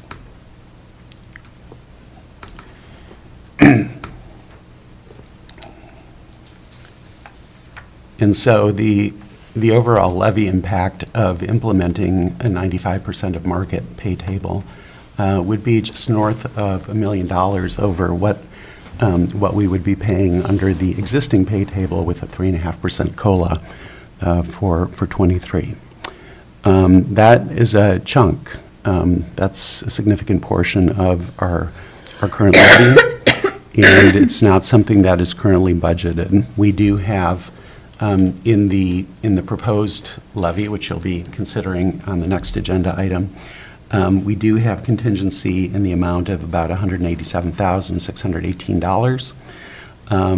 So if you applied that to the additional cost of the new pay table, there would still be an unbudgeted balance of $820,111. And so if we were to implement this table, and we were to do it in 1 year, we'd need to make up that difference either using fund balance or using American Rescue Plan Act funding. Another way to do it would be to phase the implementation of the pay table such that you would either apply some percentage increase this year for everyone, apply some percentage increase for everyone next year until you get to 100%. You could also do it by grade. And there was some discussion about this in the working group, that we tried to fully implement the pay increases for the lower grades in 23, and then just apply COLA for the upper grades for 23, and then come back in 24 and fully implement the pay increases for the upper grades at that time. After discussing all of that, in discussing issues of equity across the organization, the working group's recommendation was to fully implement the pay increases in 23. And so the other thing to note about that is, even if you use fund balance or ARPA dollars to make that happen in 2023, you are still left with a hole going into 2024, and that's no small thing. That we would be starting out from a deficit. There would be some percentage that we would have to levy in 24 to pay for these salary increases, not taking into account any other kind of budgetary increases that would also move the levy up, or other factors. And I'm sorry, my head is a little bit fuzzy this morning. You can tell I'm getting over a round of the crud. But anyway, so other factors like health insurance, which go up more than they go down, as we know. So you'd have that kind of hole to start from, in addition to any other additional cost increases that would come along in 24, which could make the 2024 budget planning process really challenging.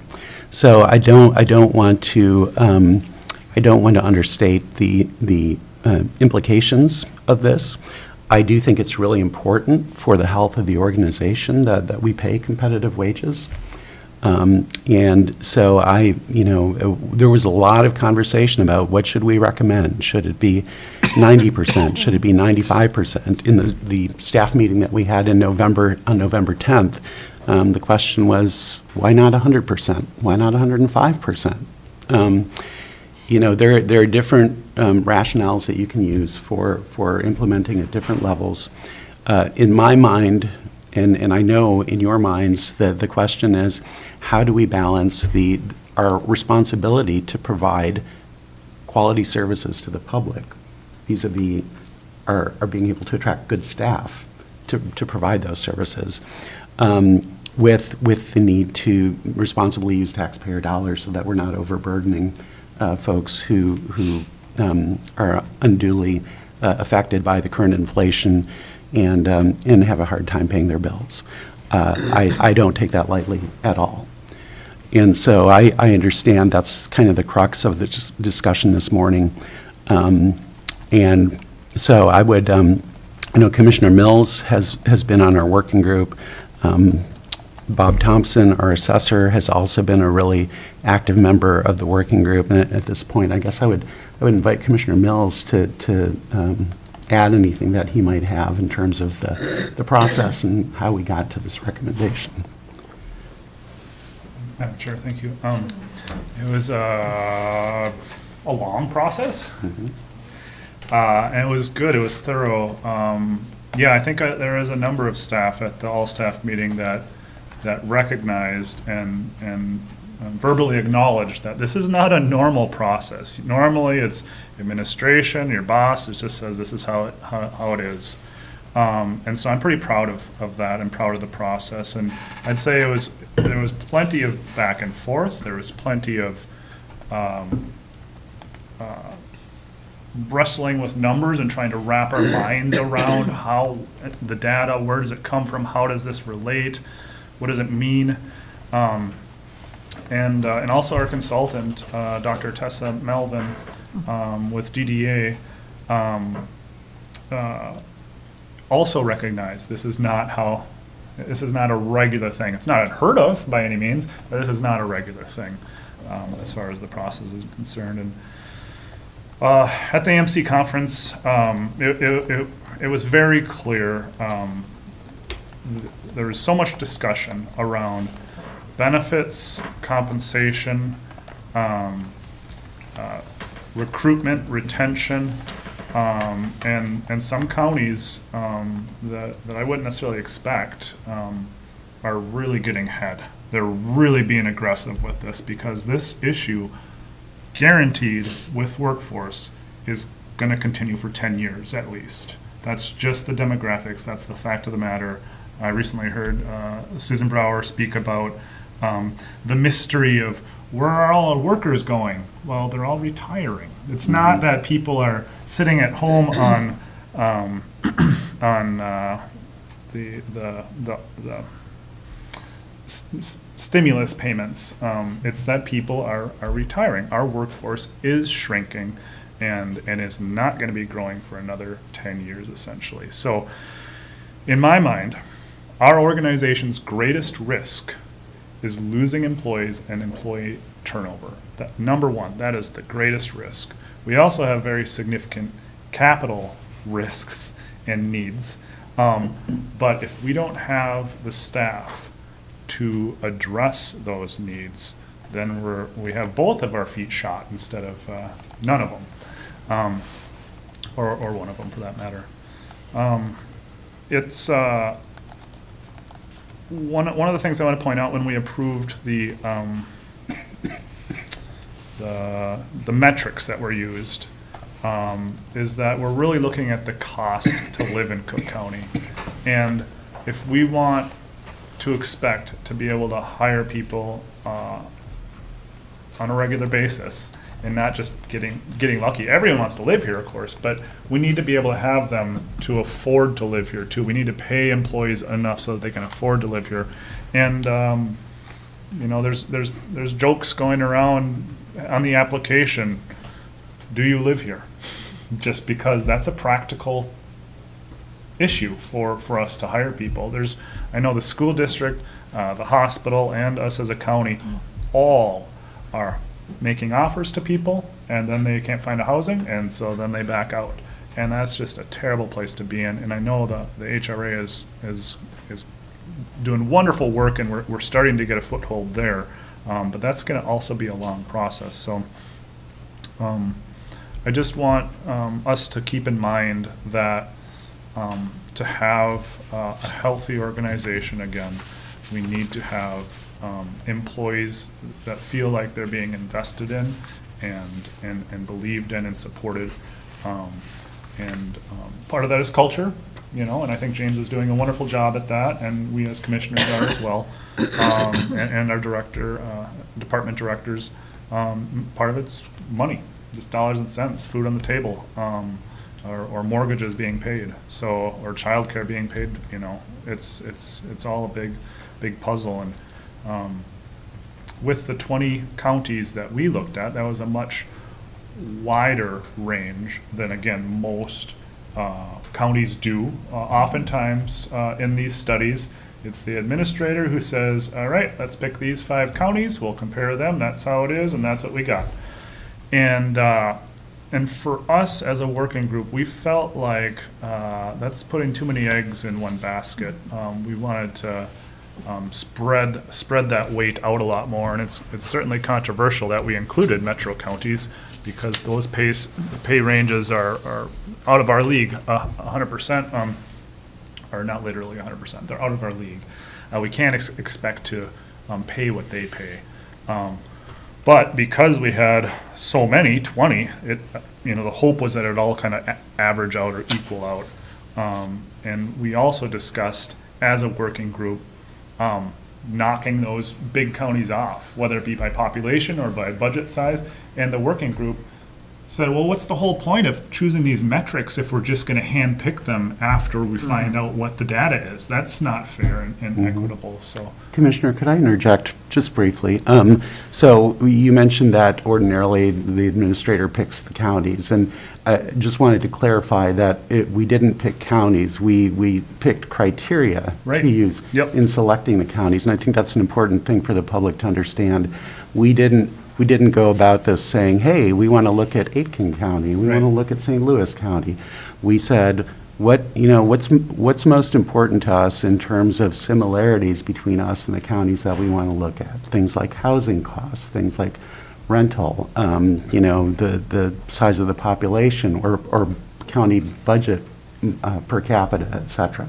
Those kinds of factors. And so we picked the factors and then let those determine the counties that got pulled in. And I want to make sure people understand that, because it wasn't like an effort to select specific types of counties. It was really looking at these set of factors that aligned with counties that were most like us.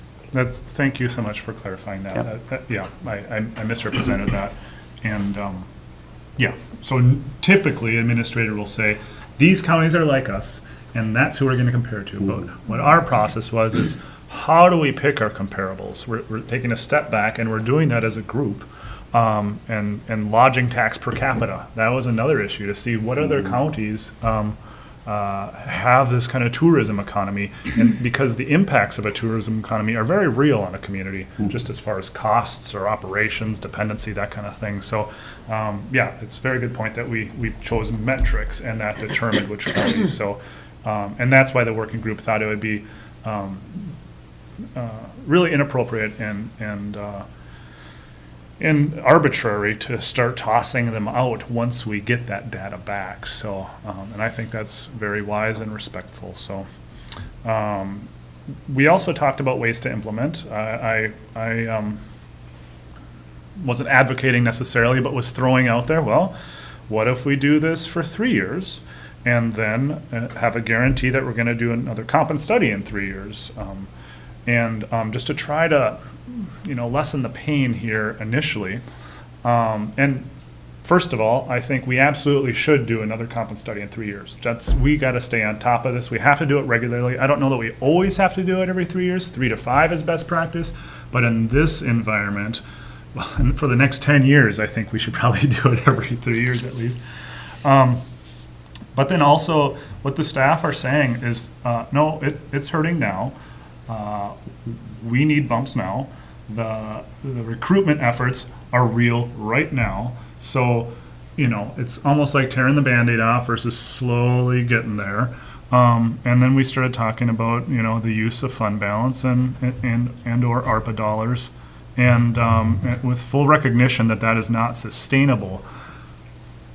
But again, I truly believe our greatest risk is around staffing. And so, whereas I have strongly advocated against using fund balance in the past for operating expenses like the staff, I now think, considering it's the greatest risk, that's probably the most important or the most appropriate use of fund balance and or ARPA.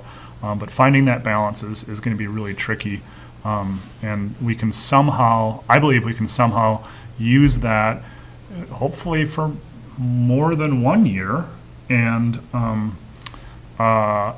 lessen that levy increase over those years, and yet still give staff the raises they deserve right now.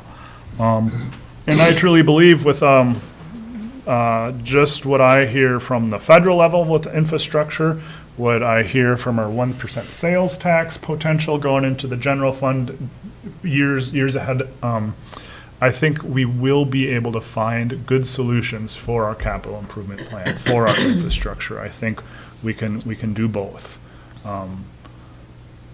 So I feel very proud of our working group and think it was very thorough with lots of good discussion.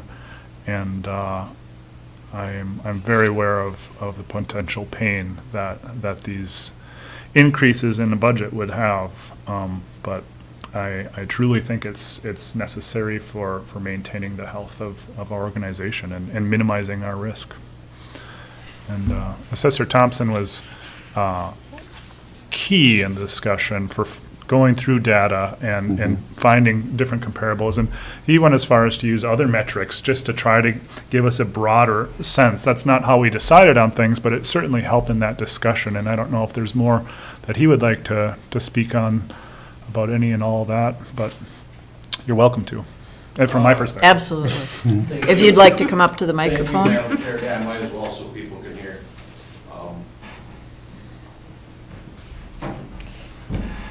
I guess at this point, I don't have comments that I wanted to share. I was planning on coming in at next week's meeting and just making some comments. I wanted to kind of see what the discussion was and what the questions or concerns were with the board today so that I could, make logical comments next week.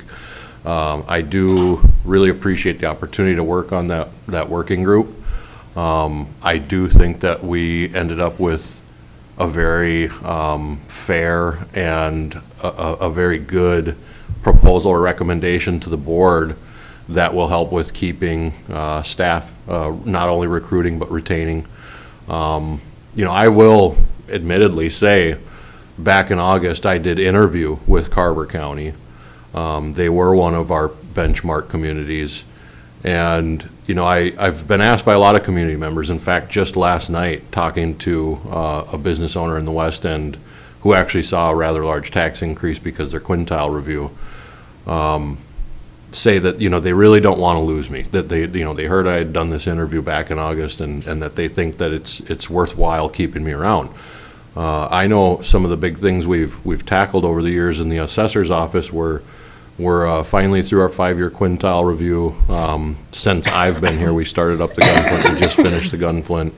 We've done a lot of big things. We lost a bunch of funds with the boundary waters temporarily. That was kind of put on pause. Brady's been kind of allocating some of that difference from what we expected and what we're maybe receiving for the next 10 years. And that wasn't necessarily noticed in tax bills. In fact, our effective tax rate, I think, has gone down for 2 or 3 years in a row now in most taxing districts. So I think that, that speaks to having a better assessment, keeping someone on, and, if I can stay here another 10, 15 years or longer, that would be all the more beneficial to the assessor's office and equitable distribution of the taxes into the tax base. In fact, I've looked at just a couple of properties that fall into different categories, and in a lot of cases this year, some people saw a tax decrease more than 20% this year. And I think that to speak to that, it is that the properties that were maybe paying a little less than they should have are now paying their fair share, in addition to, certain property types. Mostly these lakeshore properties have had an increased demand at a pace that's more than the off-water properties. So, that demand and that increase at a different pace in the market is spreading that burden to some of those more luxurious second properties. But I certainly do understand, working in the assessor's office, the concerns that taxpayers have. I deal with, every time somebody gets a value notice or a TNT notice, if they have a concern, they call me or Brady, and a lot of times it's me. And I did make a comment in the working group that, I do deal with these property tax issues on a regular basis. I mean, at least every month, someone's calling me with a concern, even though it's not the time of year or whatever it may be, but, you know, something comes up and somebody gives me a call, and then during our appeal season, we get a lot of calls. And, you know, a lot of times, even just showing up on a property, somebody will open the door up and say, oh, you're here to raise my taxes, and, you know, it's, a lot of people just don't understand how it works, but we have these conversations all the time. I'm looking forward to putting some comments together before you guys do make a decision next week. Absolutely. Commissioner Mills. Thank you, Madam Chair, and thanks, Bob, for speaking to that. And that's just one of our directors, our department directors. And his excellence, I think, is a great example of a lot of the work that our other departments do as well. We have some very exceptional people working for us, and I think it's in the community's best interest to hang on to them as long as we can, and to keep things moving in a good direction. Commissioner Storley. Thank you. James, you referred to maybe easing into this a little bit more, starting at the bottom. Where would the cutoff be on that? Well, that's a good question, and the answer is there isn't one answer. Oh. So I guess what we did initially is look at moving grades fully implementing grades 100 through 160 first. That would not include grade 170, which is our most populated tier. We've got 38 employees who are in that tier.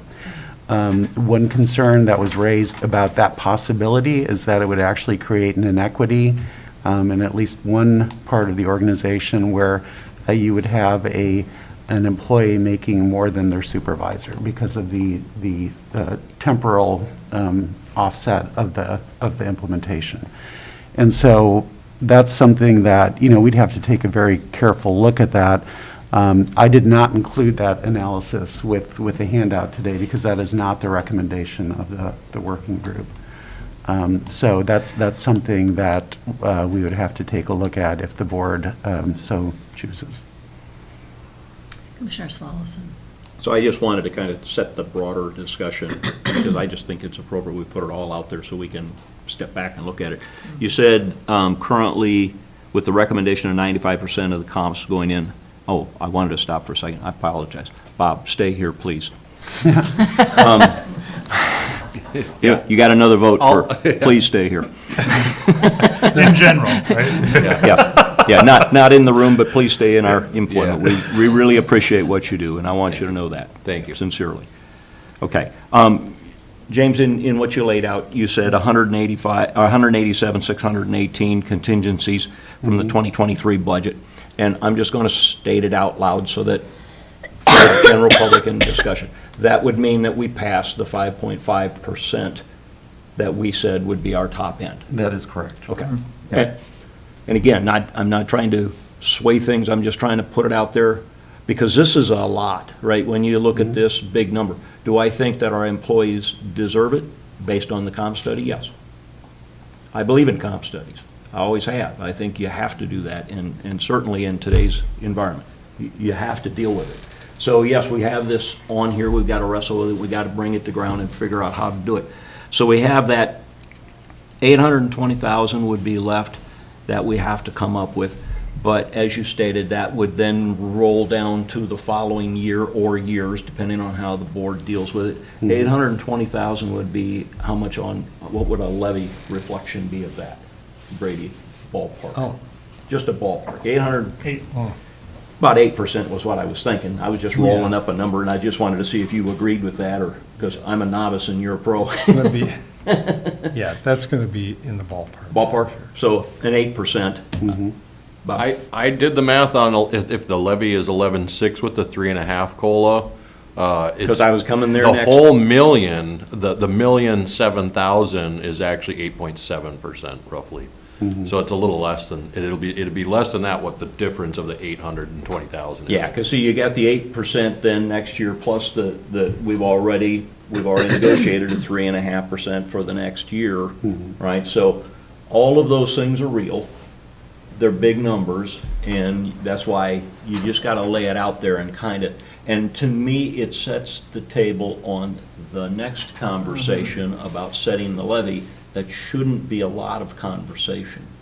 Right. Or arm wrestling, based on what we're seeing. And I don't mean to take that lightly. I know the community doesn't take it lightly, and we don't when we set it. But when you're dealing with this, then that discussion becomes kind of rudimentary.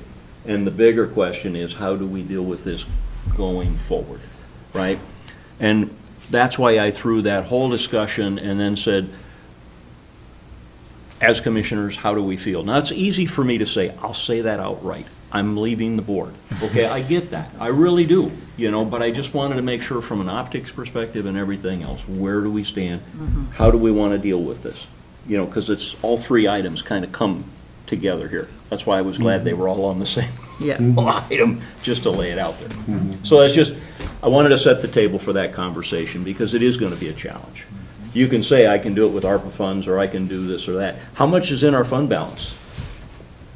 Ballpark right now. Oh, I was going to ask that. Yeah, if we could have a yearly average. Well, I'm gonna give you that next week, but we're still working on the audit. Okay. But it's been in the, Because we've gone into it this year. I mean, we put some out there for childcare. We took some of the fund balance from our maintenance, our highway maintenance department, to hold the levy. And then we had the 100,000 that we generally put in there for public health and human services, right? That's kind of a normal to put that one in there as we go forward. But so, when you take all of that in, I started to lose track of, when you throw this big number out there, how much fund balance is there? And does it put us in a bad spot from our, bonding capabilities and everything else? yeah. I'll bring that next week. I'm gonna get at least a very good estimate of 2021 SID. We're going back to 2020 audit right now, which is a little too far.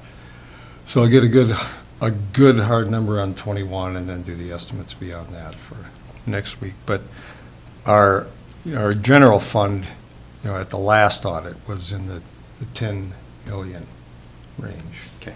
So. Okay. Then I feel better.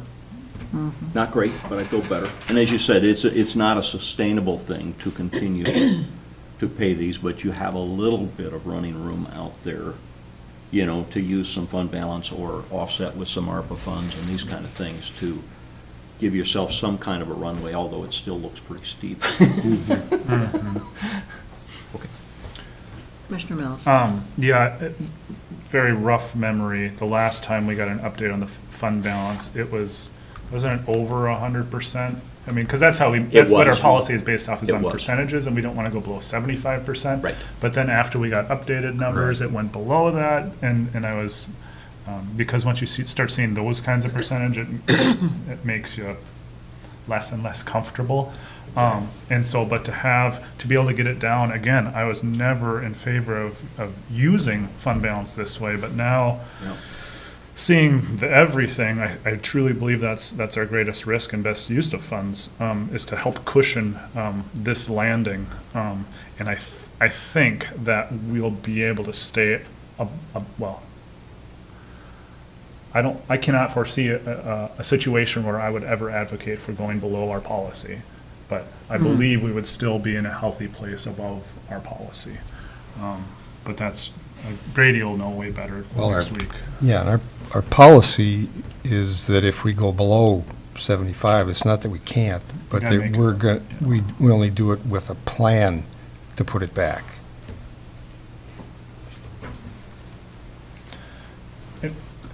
Commissioner Mills? But that is kind of when our bond ratings would be affected, right? Is if we go below that, or how is that calculated? Yeah, that's where it gets a little nebulous. No, you'll never see that, a hard policy for a bond rating on something like that.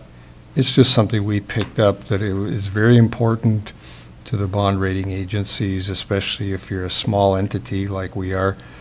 Cash fund balance is just a very important figure, and in one of them, That number stuck out, that we were at 75, and it made them very comfortable.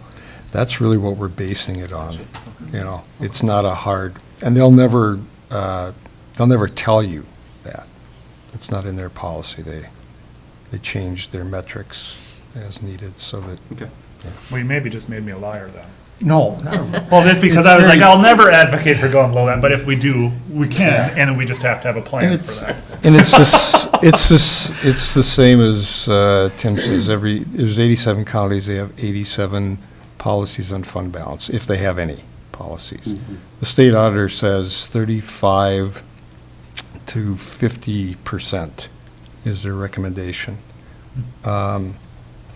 And that 35 is, of your operating expenses, I'm sorry. You know, just enough to keep functioning. And make all your payments throughout the year. I mean, they don't know where to go. They're not advocating something that small, but that's as far as they'll go, as far as a minimum recommendation, because it's so variable and it's different for every entity, what you might need. So, bigger counties need less, because those hard costs that everybody faces, it's a smaller percentage for them than it is for us. Thank you.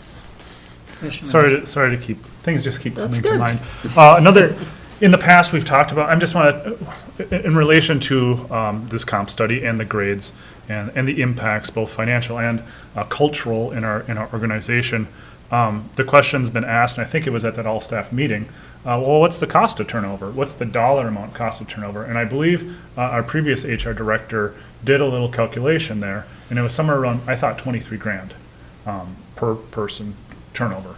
At the AMC conference, one of the presentations, their calculation was more like 120 grand per, and I was like, what? How is that? And I didn't get into the numbers and the details there, but it threw me back, just like, oh, well, maybe that was real conservative, I don't know. Yeah, when you start to add in all of the people that have to be involved to bring on a new employee, it's not just your HR department, it's all of your, you know, the rest of your staff and how they integrate them and onboard them and do all those things. That's, if it depends on how you do your study and how you calculate Sure. your number, but if you actually take it and then, you know, what does the whole onboarding process, what does that take to make that happen? That's probably, in today's world, seems high, but probably not all that far off. We know what it takes from the HR department, it's 100% of their time. You know? It literally is. I know, that's what I mean, with the rate that we've been going. And To the exclusion of doing other kind of longer-term work that needs to be done, you know, updating the employee policy manual, things like that. doing those reviews things, for positions and doing all those other things that we really want to get done, and it's, they're all getting backburnered out of necessity. I mean, Leah and Kathy Polly are working their tails off just to try to keep up. I mean, that's, just, and the conversation for anyone listening is just to the point of why we're trying to take actions that may seem to some people to be, you know, that might be an awful lot of money to be putting towards this, but A, it's, the compensation study says that's where they should be, and B, we would like to think it's going to have an effect on our ability to not only hire, but to retain and slow that turnover rate. Precisely. Assessor Thompson. Thank you, Madam Chair. I just had a question for Brady, and it's about the $550,000 that's been sequestered for boundary waters each year. Is that included in the fund balance, or that's a different account? It's not in the unrestricted fund balance that I'm talking about. Okay.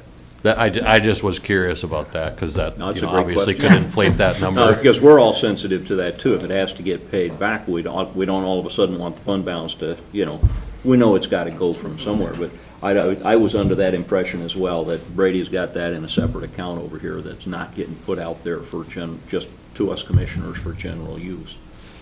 Okay. To go spend. Precisely. There you go. Commissioner Mills. And with the excellent help of Assessor Thompson and others, I truly believe we're going to at least have that money. and I know there's no guarantee. I know we're working with the feds on this and having to fight with the feds on this, and that's no small battle. And so the reason I say that is because, again, that's another amount of money that we could potentially put to the capital needs that I have always really believed that's where fund balance, that's where extra dollars are needed, just knowing those very significant capital needs. But there's opportunities, and yeah, it gave me a little more comfort, a little more cushion to be able to address our staffing needs. Okay. Commissioner Hawkins. Thank you. Yeah. I have questions about the process. Actually, I was kind of hoping that we as a board could sit down with the working committee and have a conversation to understand where this recommendation came from and how it came to be. I asked for the raw data spreadsheet, and I am questioning the overall assumptions that we are, 84%, 80, whatever, at our benchmarks. So there were 52 jobs that were listed on that spreadsheet. Some of those jobs, out of the 20 comparable counties, and I appreciate the work. I get you didn't pick counties, you picked places that were similar, whatever. We pick metrics. Metrics, that's the word, thank you.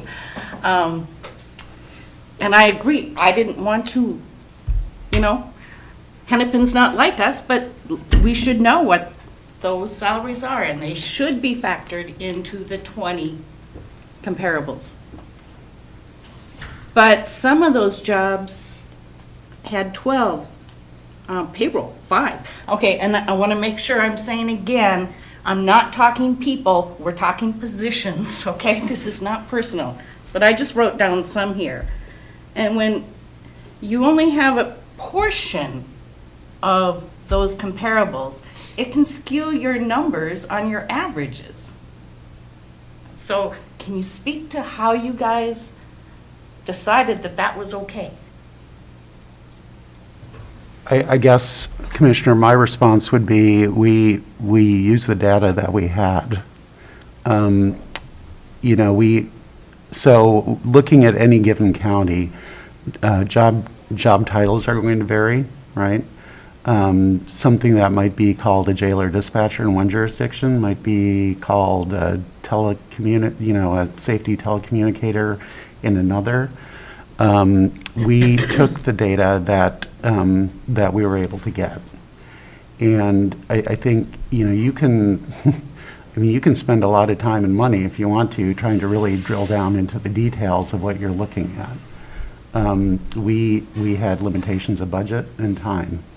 And so we did the best that we could with the information that we had. We set the criteria that we shared with you.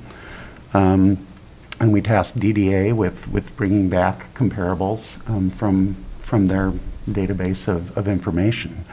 And that's what we had to work with. And I'll acknowledge, the limitations that you're describing are real, right? If you only have a couple of positions to look at as a comparable, it decreases the reliability of what you're looking at. And I don't have a good answer for that. And we can't make up, we can't, I see hands going up. Well, I'll just finish. Yes. When you just have a couple of comparables, that's what you have. You can't make up positions. You could go back and say, you know what, we don't like what we're seeing here, and we need to find more to compare to.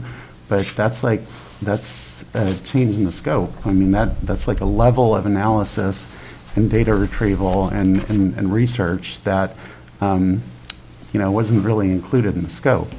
And so I get what you're saying, and it's a valid point. I'm just not sure how to address that in terms of how the group should have responded differently. Commissioner Swallows. Well, and the only thing I was going to tell you, having done some of these before, it isn't the group. you're talking to the wrong folks. Even as the representatives of the group, you're talking to the wrong folks. You have to talk to the people that did the analysis. That's DDA. But we accepted that analysis, and I'm like, Well, of course you're going to accept it, because that's what they do for a living, and you can go through, and I suspect there were questions that did come out, but if you have questions, this group won't answer them. They don't have those answers. You have to talk to the people that have those answers, and that's DDA. and that's. To be I fair. guess- Yes, That's and all I'm that's saying. what I was kind of expecting, there'd be a recap with all of us in a room and DDA, explaining why it's okay to only have 5 sheriffs when I know there's sheriffs in all 20 counties. That's odd to me. We have no auditor treasurer, but for another one, there was a combined, victim witness, but we got all 19. Lake of the Woods didn't even make the list. I So- think, Commissioner, a couple of the positions that you referred to, sheriff and auditor treasurer, those are elected positions. And in our organization, they're part of our pay grid. I don't think that's the case in all counties, so I think that may account for part of that. But that would still be a comparable of what they get in, as far as our pay scale, is what I'm saying, what other counties are paying. Commissioner Mills. Thank you, Madam Chair. And yeah, we've talked about this a little bit last night. And Commissioner Swalson's right, of course, like, we're not the pros, but we were involved in the process. And what and also what Administrator Yorkie said is also right. Sometimes they're off the pay grid and sometimes they're not, and it gets kind of messy and confusing. But how this was approached was not that we're going to look at sheriff, and then make our sheriff pay that. What we looked at was grade level. How do our grade levels fit in with comparable counties? And so if, it's all averages, basically, there's a range. And so that's where there is some comfort there with the data, even if it is incomplete, and it always will be somewhat incomplete. It was always said, you're not ever going to be able to do apples to apples. This just gives you a general guide. Where do you fit within this range? How do you fit within this range? And a large part of that range also is longevity in our organization. Not all organizations have that, and so that throws things off in some cases. I think that's a very powerful tool for retention, and I like it. It is expensive, but I think it's important. So it's not just looking at position. How do they compare pay-wise? It's more of position in the grade and the grades, and how do the grades, and what do we need to do to our grading table? So that's... Goes back to my concern about the grade level then, and our system. If really some of these positions, the grade is different in a different county. This is where I think it should be looking at job duties, and I don't have a whole lot of confidence in our grading system, which I mentioned before. So, there we go. Commissioner Mills. Thank you, Madam Chair, and Commissioner Hoffman is absolutely right. We do need to look at our job descriptions and get those updated and address the grading. There is a suspicious number of 170s in our organization, and the reason I say suspicious is because at 180 there's 9 steps, and at 170 there's 7 steps, and so it almost seems like that grading was potentially held back somewhere down the line, but that's one of the areas that DDA suggested looking at, was specifically the 170s, and also some of the outliers, whether they be outlying above or outlying below. And so the work does not end here, surprise, surprise. There's much more to do, and absolutely we need to look at the grading. But right now, what's being suggested is the whole table, not individual positions or people, of course, which you recognize. I'm just worried that we're skewed, this table's skewed toward the upper positions more than the lower positions, which I think is where we need to focus. I think that's actually the opposite of what's true, but, and I know Bob and I talked about this, if you want to. Yeah, go ahead. Yeah, so, and I was just gonna kind of echo, when you're looking at some of those where they're only compared to like 3 or 4 positions, it is a more apples to apples job comparison. You wouldn't throw something in that's got less duties or more duties, because it's just not considered a comparable. You can probably relate that better to an appraisal of your house, where if you have 1,000 square foot 3-bedroom in Grand Marais, there's gonna be 15 comparables. And if you've got this little bunkhouse out in 40 or something, you might have 1 comparable, but you only include the ones that are going to be reliable for the study. Now, interestingly enough, there was this shadow step in our pay table, and this recommendation bumps all of the 160s and lower up 1 step into that shadow step. So effectively, the positions that are under a 170, their median goes, it's actually a little higher than 95, their median bench compared to the benchmarks. And all of the supervisors and department heads, which are 170s and higher, we're actually below, I think, 90% on the medians. So that was kind of the intent of the bumping the 160s up to that shadow grade, was to give them more movement than the higher end positions. Can you repeat, the 160 and below are at what percentage, did you say? Well, it varies across positions, but in general, the ones that are in those lower grades, they tend to be closer to like 100% of market, where the higher graded positions are below. But that goes back to my point here. Some of these lower positions include more rural areas, where some of our other positions include more metro areas. And I get it, higher level positions, those jobs, probably you're coming from the city, I get that.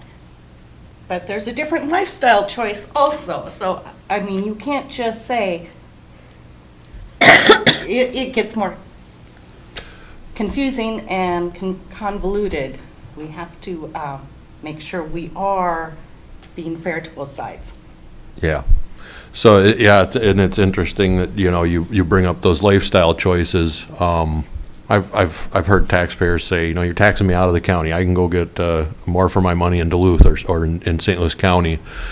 And in terms of a building, this is going back to appraisal stuff, but in terms of a building, yeah, you typically do get more for your money in, say, Duluth or St. Louis County, but the buyers in the market are saying they get more for their money in terms of the location up here.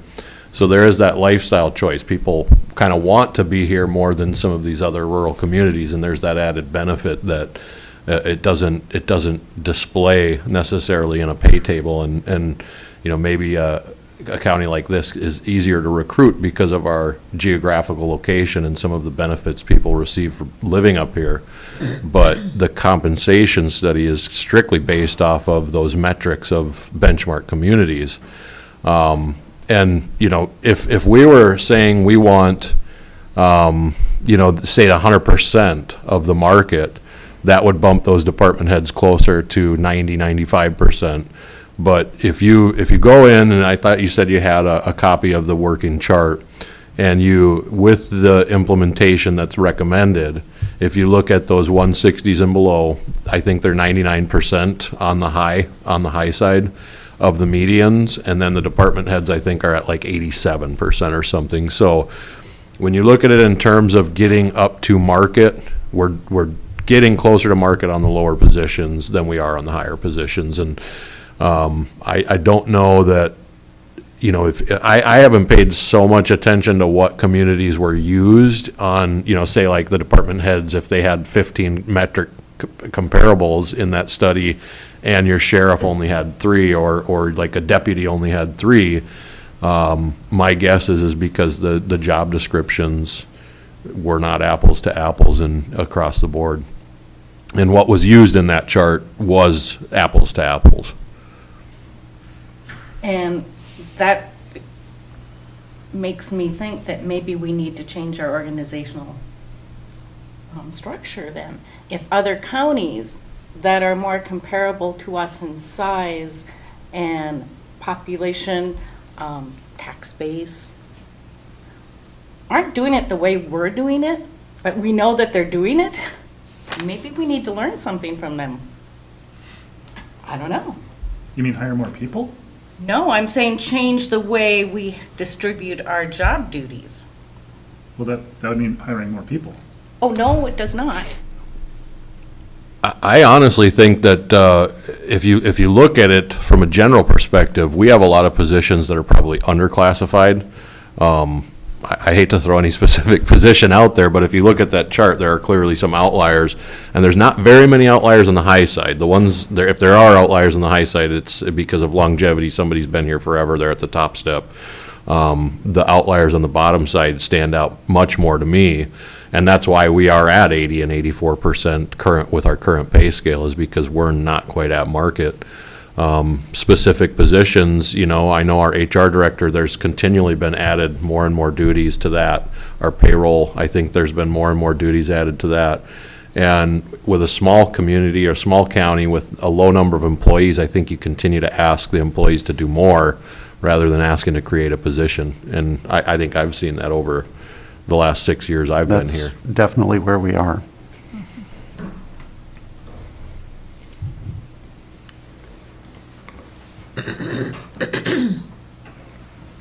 Questions, Commissioner Mills?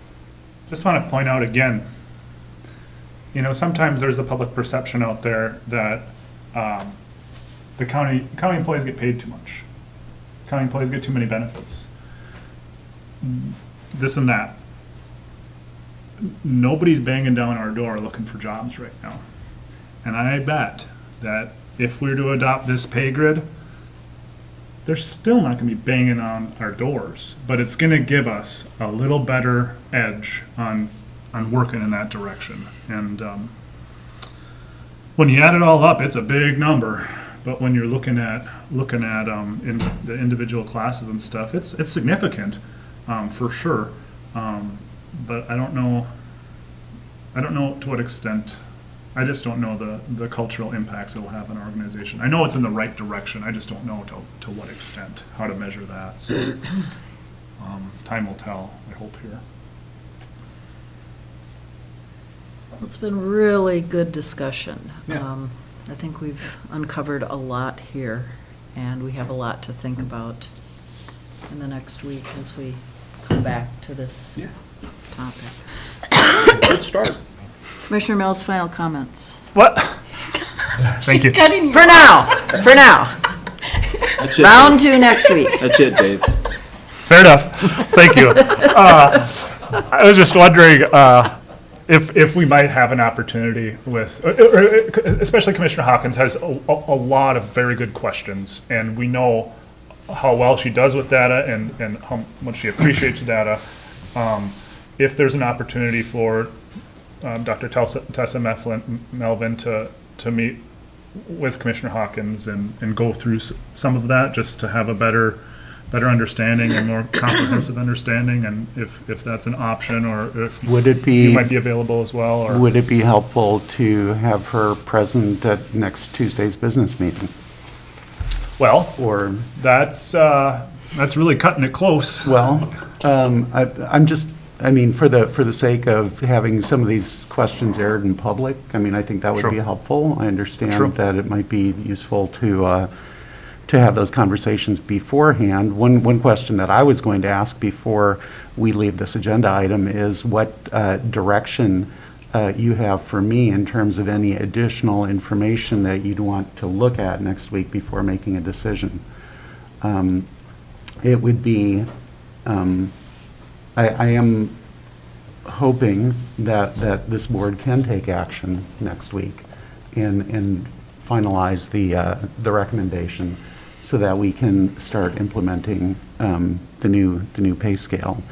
And I understand that there are probably still questions about implementation scheme. How do we want to do this, to either time it in a certain way? Again, the recommendation of the working group is to implement this fully in 2023. If there's a desire to kind of slice and dice this a little differently, that would be helpful to know so that I can work on that before next Tuesday. So just any additional direction that you have for me, that would inform your decision a week from now. I guess my only comment would be, you've had a good discussion with your working group. I think the working group has done a phenomenal job of actually working together to have the hard conversations and then come up with a recommendation. And I appreciate and expected that when you have your all-employee review of this, that you should be challenged with, well, why isn't this number 100? Or shoot, make it 105, you know, I mean, why not? My only point in saying that is that I think the 95 is fair. It's something I've done in the past. We are unique in our size and such. Going to 100% doesn't seem like, I don't know that I'd be comfortable with that. At the same time, if you're going to do a staggered going in, to me, it's always been, you do that with the entire employee group, and you go in stages going through. But we've heard from our employee group, and our employee group is saying, I gotta have it now. This is an issue right now. So how do you do that then in the face of that? Right? I mean, we could ask for that. We could say, what if we did this over, like David said, in 3 years or something like this? I don't know that that would land well with the employee base and could create more of an issue for us. That then really comes down to us as commissioners. Are we willing to take on this wrestling with how do we manage this through fund balance, ARPA fund, and levy as you're going forward, with the uncertainties of insurance and other things that come along? Really, that's where the question is for the group. So if anybody wants to have other options put out, that's always good to have options, but just wanted to have that quick conversation.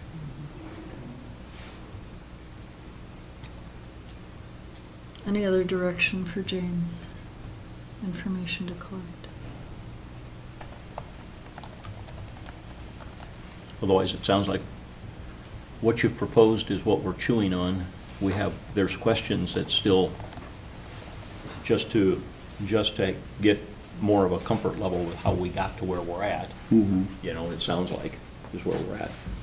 You know, Commissioner Hawkins, if he would like an opportunity to meet with Dr. Melvin to talk about the methodology and the specific questions that you raised today, we can try to set that up before the end of the week. That'd be great. Okay. Also, Commissioner. okay, this is using, and I totally understand employees' desire to have this start January 1st. Totally get it. But we do have another option to say, okay, we need to think about this more, we need to plan this. Let's say we delay it until March 1st. We can also do that, right? I mean, that is an option we as a board can make to make sure that we are, and the public's, confident that what information here is accurate and transparent. So from an administrative standpoint, and just thinking about the workload on the auditor's office, it would be, I would prefer not to do that. I know in the past when we've had the situation back in '21 when we had the one-year contract was we implemented like a 1% increase on January 1 and another one on July 1st. It created a lot of additional work for the auditor's staff, and I'd prefer to avoid that if we can. Oh, no, and I guess I'm not talking retroactive. I think I'm just saying we as a county could say it starts March 1st, not payment retroactive to January 1st. So are you, but we, I don't so. know, I'm just. It's doubling the work. It is doubling the work because we are contractually obligated to implement the 3.5% COLA January 1st. Correct. So that's going to be a payroll change. And then we'd have to do another payroll change whenever March 30th or whatever. So I would advise against doing it that way. It just, in terms of workload, and Brady can probably say more about that, but I just recall last time we did that, it really created a lot of issues. Yeah, I wouldn't want to do that unless, I mean, what you need to do here trumps that, but you don't need to do that, I wouldn't. Commissioner Hawkins is also right. We can do that. We can, yes. That's, Oh, yeah. we absolutely can, but it's, I'd like to avoid it too, talking with staff about it. But if we need that time, it's important to have this process be solid, so. I'm keeping my fingers crossed that your meeting with Tessa is gonna, Make me confident, huh? cross my fingers. Anything else for James? Any other requests before next week? All right. Well, great discussion. Thank you so much. Really appreciate it, everyone. Thanks. Yeah, thank you, guys. Now on to our 2023 budget and levy. Point of order, Madam Chair, I believe that the motion that we tabled, the commissioner compensation was after, after this discussion. Very willing to table it again if okay. No, go after it whenever you want to do it. So in light of all that, what did it change? Well, and the reason I asked for it was because I wanted to make sure that everybody understood where we were at with the overall levy discussion. Oh. And that type of thing, including the pay raise for the county commissioners and the pay raise, that we were, now this one for the county commissioners is a cost of living, just to be Currently. specific. Yes, this is a Cost pay of living. raise that is a cost of living adjustment to the commissioner's pay. Correct. That's one way to do it, but we also set our salaries. It's both. I understand can it do affects both. the rate of salary, but what we've called it out as is a cost of living, I believe. Right. Correct, Brady? But we can change it. I mean- That's what we did last year. You can call it whatever you like. It's an adjustment to the pay of Yeah. folks. I was just being specific with how it was presented. Doesn't change All anything right. from my Oh, perspective. thank you. Okay, yep. So let's go back to commissioner's salary and schedule of per diems, now that we've had the other discussion. I've got another spitball, if this is more palatable, is to increase the board chair's salary by 15,000 and increase the vice chair by 13,000 and leave the rest of the commissioners with the rest. Just leaving as is or increasing. I mean, that's splitting the pain, right? And the benefit though, too. It might make, we haven't always had people jump in for the chair position. It would certainly make that much more desirable. And the same with the vice chair. So I'm a creative individual.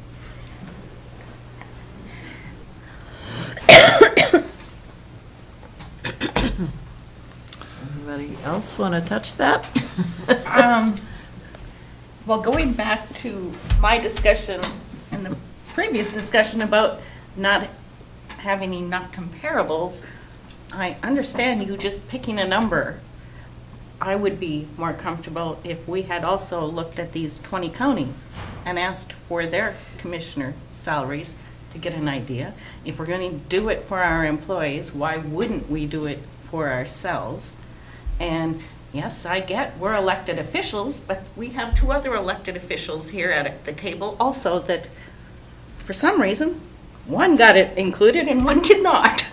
So that's where I would suggest before just putting a number out there. But I agree, chair and vice chair should get more than the rest of us. Well, and we do. We do. Commissioner Mills. Thank you, Madam Chair. And to be very clear, I'm a little surprised because I thought I was. That was not picking a number. That was going back to 2003. Right. And taking the CPI's 10-year Absolutely. annual average and adding that up cumulatively. It wasn't random whatsoever, calculated. Granted, a little outdated is what that number was, so I guess the picking it would be from 12 to 13, but that was just a rough, quick calculation. So.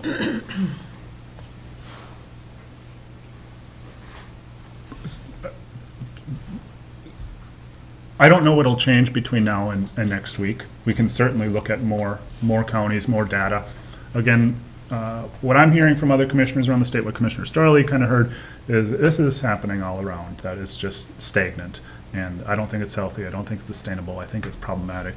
And so I would make a motion to set the board chair salary at $39,566, as well as the vice chair's salary at $36,566, and the commissioners at large at $35,066, and keep per diems at $100.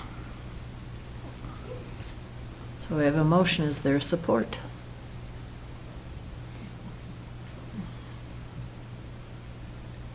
Is there support? Any support? Motion dies. Is there another motion? Commissioner Mills. Madam Chair, we haven't talked about per diems. And so that's another avenue. It's been suggested by commissioners in the past that that is what we should be targeting, because per diems are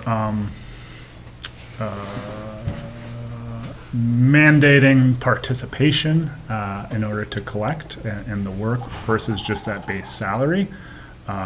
It's not my preferred strategy for compensation, but I do see its value. In the past, I've heard of commissioners, distant past, going to a meeting for $10 or for 10 minutes and then leaving again. That's not our style whatsoever. I could see where that abuse could happen. So there is a little bit of risk there. But again, I think it really promotes our participation in our committees, in our groups. So that's another option. MCIT has a per diem of $200, which seemed pretty generous. But another option is to split the difference between salary and per diems, and that would be per diems of $150. It could accomplish the same thing if we had a lower salary increase. So there. Something to chew on.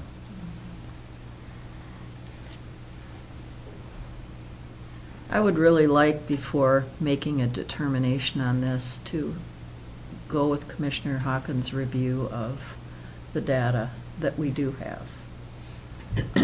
I know the purpose was to balance things out, but it would give us an overall picture.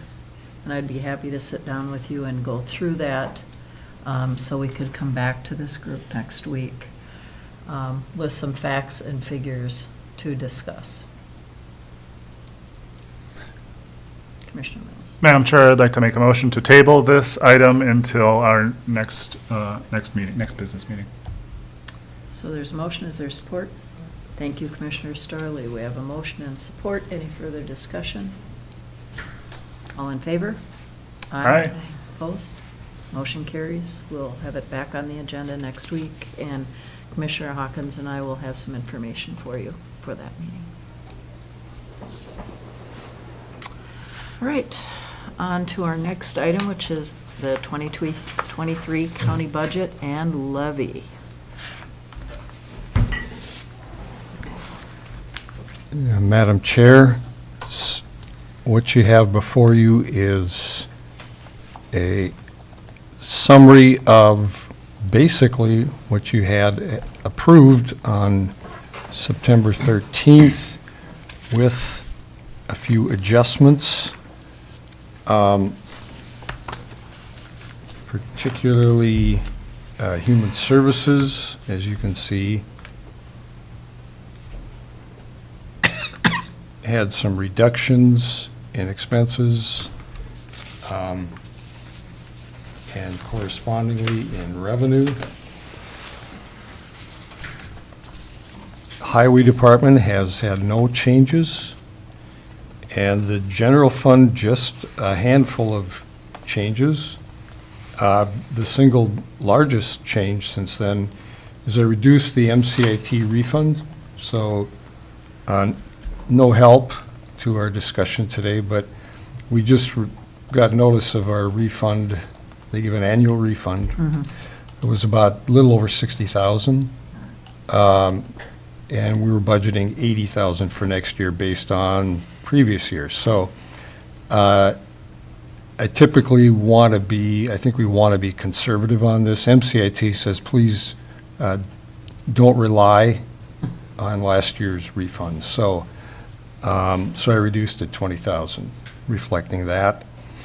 We had a $9,000 increase in professional services for strategic planning that hadn't been originally included. The administrator budget, we'd forgotten the wellness grant of $1,520, and then there was simply a correction. The sheriff's car item is only in here because of the insurance expenses, and we put a like revenue, and the revenue does not equal the expenses. So we had to adjust to make that a zero levy impact. So those were the only changes here. And then when I made those changes, this is of course not your approval, I simply, since we couldn't change the levy, I simply made the change in the use of fund balance as I was doing the spreadsheet, so as not to affect the levy. And then when PHHS made their changes, they in fact did change the bottom levy, which is what you see at the bottom, 5.36% now. And if we left it at 5.5%, then we would add to the contingency, we would raise that up to 196,454 if we were going to set it at 5.5%. And I had not previously put the 9,000 in use of fund balance for that professional services, so that would raise that use of fund balance to 197, and the contingency at 196 to offset, and that would get you at 5.5%. Thank you very much for that. Any discussion or questions for Auditor Powers? Commissioner Hawkins. I do have one. So, the airport budget and the revenues that's shown here are still the same as what was presented earlier. We did approve that grant in September, and that's not included here. Money They hasn't come, updated- the money hasn't come yet. We get. But we know it's coming. So, did we?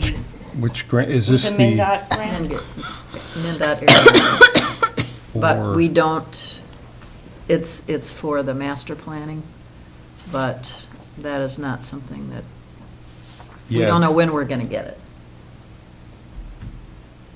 Yeah, we have grants for airports, for projects constantly.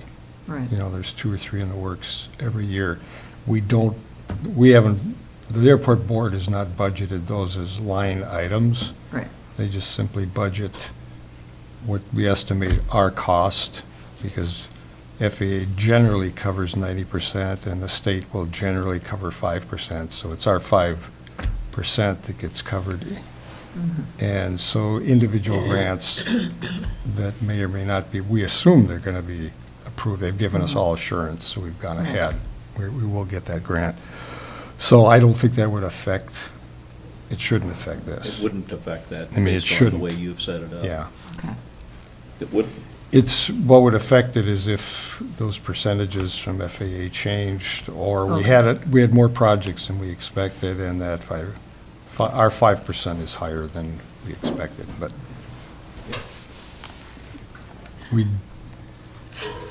we did increase the levy this year because of some of those items, some of those changes we made in the funding for the manager position. Right. slightly, and then the phone, and there were some other items, computerizations, computers. et cetera. So that went up. For the first time, I think there was a couple of other adjustments, but basically it's been the same for about 25 years Correct. with this minor change this year. Correct.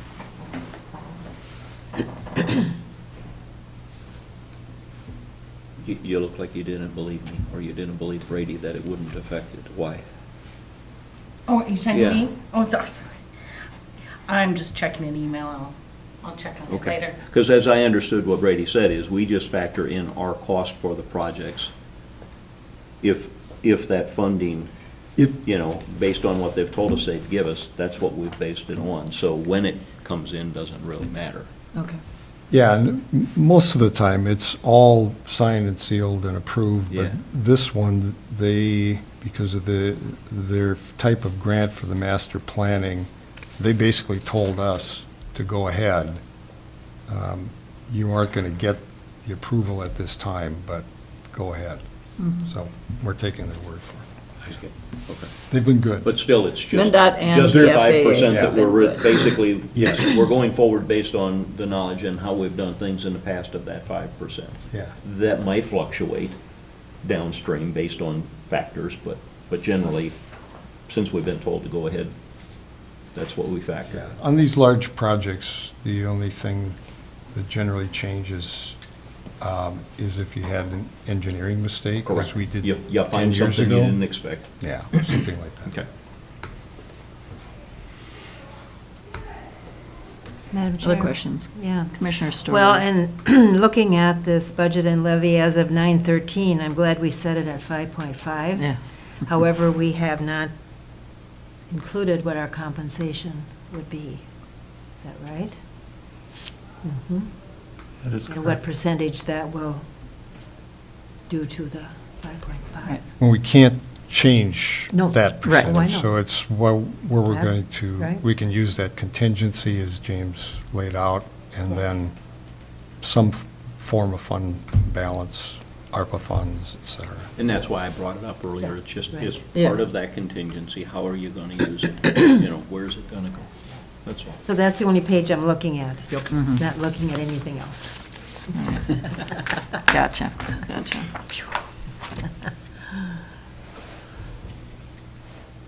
Other questions? Not, I'd entertain a motion. Madam Chair, I'll make a motion to set the 2023 levy for Cook County at 5.5% Thank you, Commissioner for Swallow. 2023. Is there support? I'll support it. Further discussion? Commissioner Mills? I want to express my frustration. When we set the preliminary levy, we had a pretty good conversation. I made the motion to set it at 6%, anticipating that we would have significant changes needed to be made to, based on our compensation study. We saw it coming, and now the pain is gonna be down the road further. And I think it was a pretty easy argument to make that we're gonna need it. So it's an uncouth way of saying that I told you so. And we If all. it makes you feel And better, we it's all- okay. It's okay. to- It's important to express oneself. We Indeed it is. we all know that. We all know that. Commissioner And Hopkins? I just want to also express myself that I appreciate your sentiment, and I understand where you're coming from. I also suggested that maybe we not do some hiring that was on our agenda, that maybe we look at other ways to cut costs for this year. And I think especially in light of the fact that our legislature did not pass a tax bill and increase the homestead exclusion amounts, I know personally families who are struggling because their assessed values jumped $60,000 to $100,000. Their property tax, yes, didn't go up as much, but they lost their homestead exclusion, and it affects them. And some of these people are on fixed incomes. We also have to think about them. There's a balance of who's living in our community paying this $10 to $11 million, and our employees. It is a tough spot to be. I came to work today saying, I love my job, I love my job. Today it was not a fun day. But we need to recognize we're stuck in the middle, and we can't just advocate for spending. We also have to be fiscally responsible and think about the people that are struggling to pay these bills. So we both get to vent. And I believe we all are. I really think we are all thinking about our neighbors, our families. We know the struggles that people have. And so we have to do the hard work of coming to an agreement about the services we're going to provide and the benefits that people have by living here in Cook County. And services are some of the benefits that people have. I want to think about tomorrow when our plows are out. And it's not just clearing streets so that people can get to the grocery store. It's so our ambulances and our first responders can get where they need to be. So I want to remind people there are services, but a lot of these services are essential services to our community. And that's a really important thing to keep in mind. Commissioner Mills. I'm offended that the implication is that we're not thinking about those on fixed incomes. That is absolutely the primary focus. And in order to have a healthy organization to provide those services, we need to support it. We don't need to cut. That'll get us in a hole, and that'll push us backwards. We need to improve. We need to develop. We need to serve the people better. And it's not the first time that that implication's been said. And I think that you should be mindful when you make that, because it's not fair and it's not right. I apologize to you if I offended you. That was not my intention. Thank you for the apology.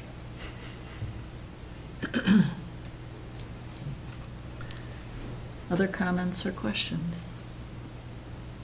So we have a motion and a second. All in favor? Aye. Opposed? Motion carries.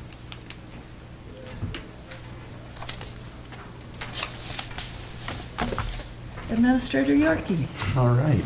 In this item, I put on the agenda at the request of Commissioner Mills.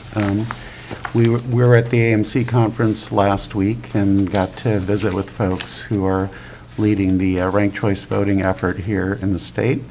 And Commissioner Mills, I think you primarily wanted to address this, but I'll just give a brief opener and then you can follow if you'd like. For folks who aren't tuned into it, what ranked choice voting is basically giving voters the opportunity not just to select their candidate that they would like to see in the job, but the second candidate, the third candidate, and so on, so that there's an iterative process where any candidates who are below the top two, their votes are not just fully excluded from consideration, but they get pushed back in depending on who the voters' second and third and fourth choices were.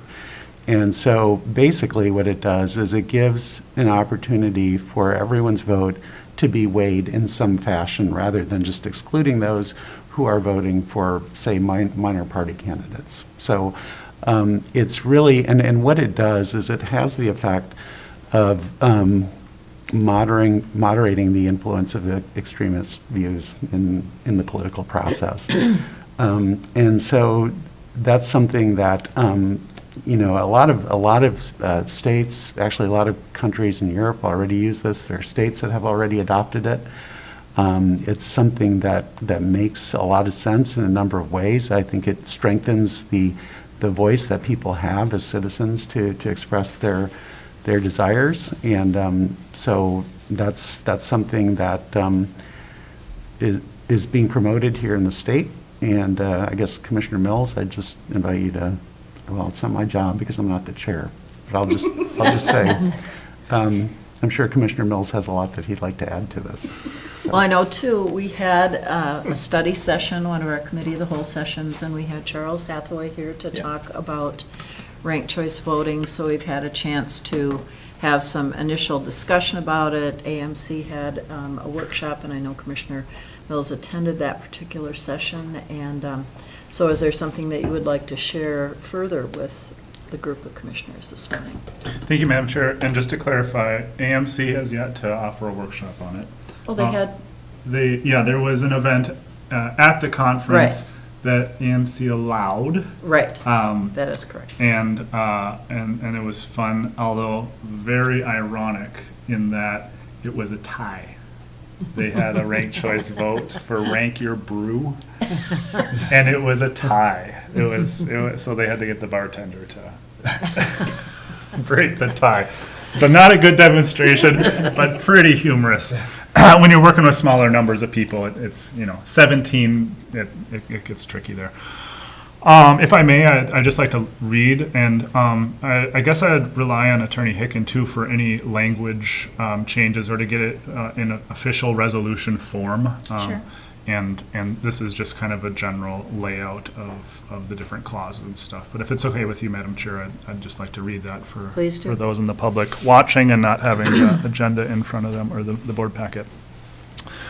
Whereas the political divide in local communities, our state, and our country are significant and growing, and whereas a greater political divide leads to lesser representation, greater animosity, instability in policy, and gridlock, and whereas there are significant challenges facing our community and every community in the state and country, whereas the best and fairest way to face and overcome challenges is through as much consensus as possible, and whereas ranked choice voting, by design, is a system that intentionally attempts to elect representatives through consensus, and whereas the people of our democracy deserve better and more productive policies, whereas the Minnesota state law currently, though perhaps not explicitly, prohibits the use of ranked choice voting in local and state elections, and whereas ranked choice voting is simple, easy, and efficient, whereas most opposition and misinformation about ranked choice voting is driven by the political parties that are causing the political divide, and whereas it is prudent to improve our election system to better represent the will of the people,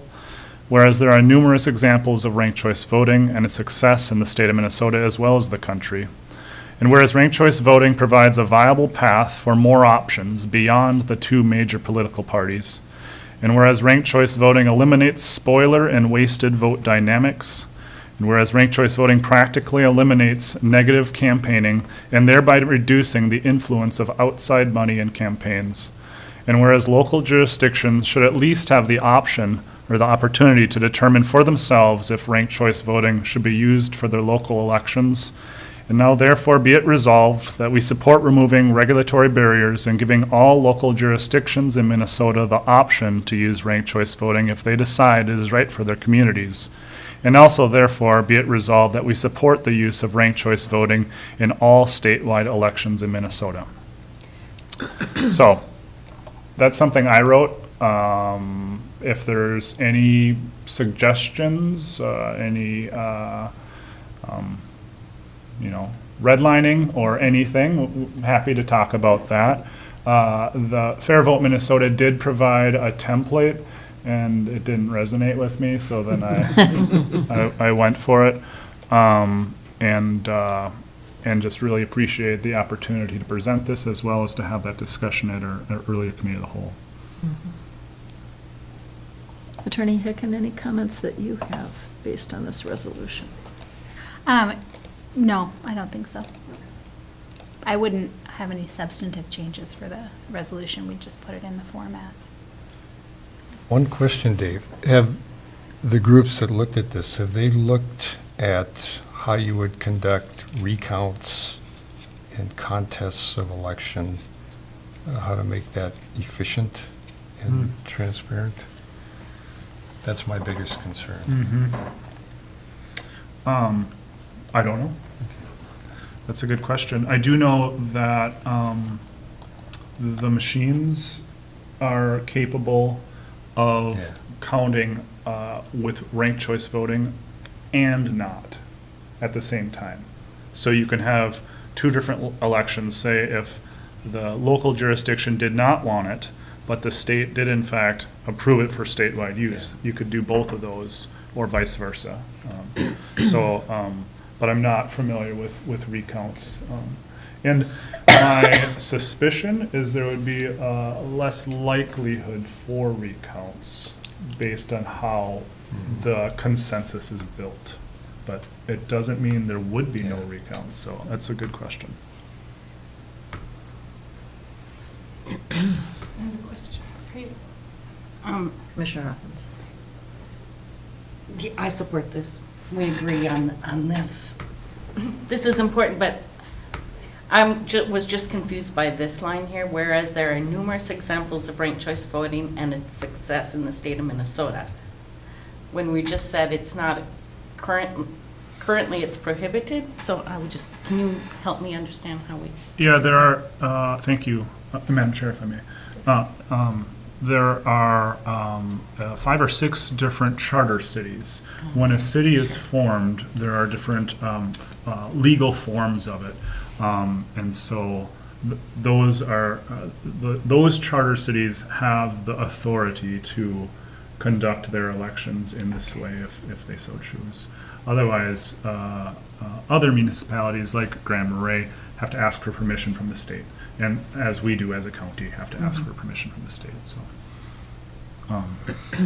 I thought you were gonna ask about specifically numerous, and if that's the right language. Well, that's what I wondered, numerous, because I'm like, I don't know of numerous. Yeah. Maybe some. A handful, maybe.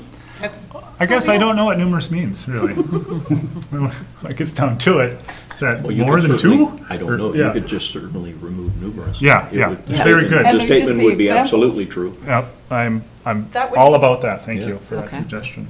Good. Commissioner Storley. Thank you. I have done some research, mostly it's been Googling and not talking to anybody who's been through this. First of all, I think it's going to take a huge education to Yeah. help people understand how that works. And then I did have a question about, would townships be available? Yes, all statewide elections. So townships, everybody would be. Up here, we have really so few that file. I mean, I think 3-4 years ago, we might have had 4 who filed for a district. So, but if you put it in place, then it's there. If you want to, throw your name in the hat and say, let's just for fun of it, see where we go with this name. I also appreciate the fact that it will reduce the influence of outside money, because we have seen that. So I have no personal trouble with the resolution, and I think maybe once the state gets going on it, if we, decide we're going to support it, then we're in good.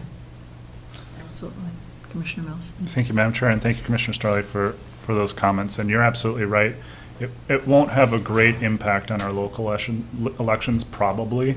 One thing it does do, if we were allowed to, and if we so chose to, it could eliminate primaries, the need for it. So it'd save monies. We wouldn't have to have 2 elections. We could just have one.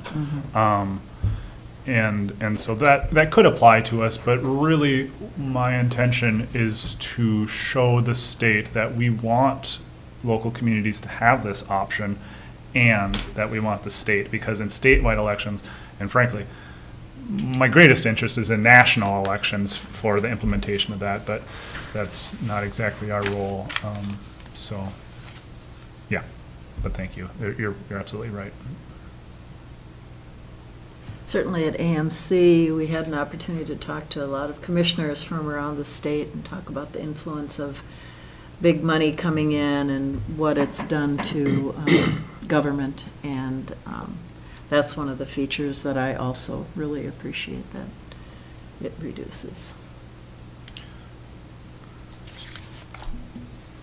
I had something else I wanted to ask or add. But I lost it. Oh, Go ahead, Commissioner Mills. thank you. You're also very right about the education piece. This is a big scary thing for a lot of people, and really it's pretty simple and straightforward and powerful. I don't know if I shared this with the board, but I applied to have a session at AMC educating on this, and was denied, and then was very disappointed when we went to AMC and saw the limited, what I thought were fairly limited options for sessions. I was like, really? All these won out over ranked choice voting? And so I poked around a little bit more and like, how are these sessions determined? Who decides? Blah, blah, blah. And there's it's the board, the AMC board does, and the premier business sponsors Yes. get to have sessions. So, there's some money for you, but if Fair Vote Minnesota raises $10,000, they too can be a premier business sponsor. So I'll suggest that to them as a little way to get around this. But what Fair Vote sees happening is if enough communities start requesting that, and if the state does allow it, then there's going to be a lot more interest and a real need for sessions to educate, because then it'll be front and center and in your face. But you know me, I like to get ahead of things, but so it goes. Oh, so in that case, Madam Chair, I'd like to make the motion to accept this resolution. As amended? As amended, thank you. Yes. Take out the word numerous? Yes, yes. All right. Is there support? Thank you, Commissioner Storley. We have a motion, we have support. Any further discussion? Oh, one more thing. I guess, it's not really part of this, but I'd like to send it to our representatives at the state. And after talking, I'd like to send it to our representatives at the federal level as well, just to get it out there, start planting seeds, if that's okay with the board. I'm totally comfortable with that. All right, so we have a motion and support. Any further discussion? Question? Yes. Madam Chair, does the motion include the elimination of the word numerous? Yes. Okay. All in favor? Aye. Aye. Opposed? Motion carries. Thank you. Thank you.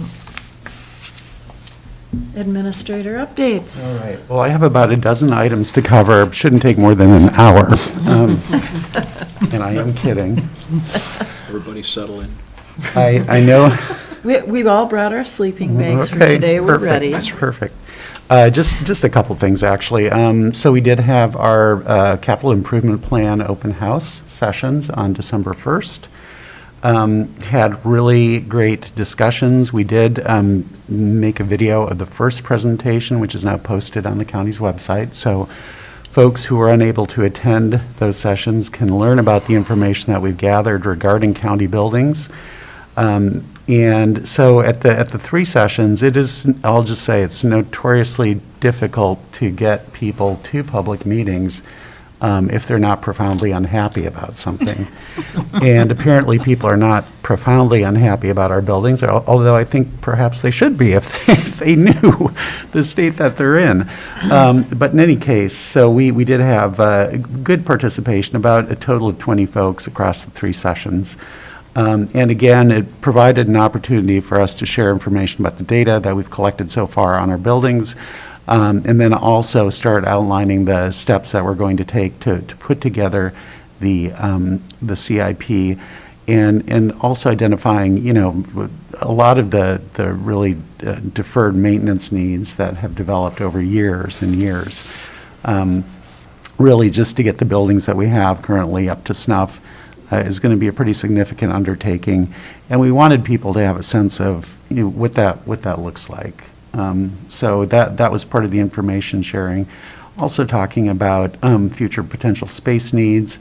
We don't at this point have anything for the public to react to. There's no draft plan. The idea was to get public feedback. Well, first of all, just to educate people in this first session, get their feedback about things that we need to be thinking about as we're prioritizing our capital needs, so that we can come back in February of '23 to share a draft plan that will be informed by the feedback that we've collected from from residents.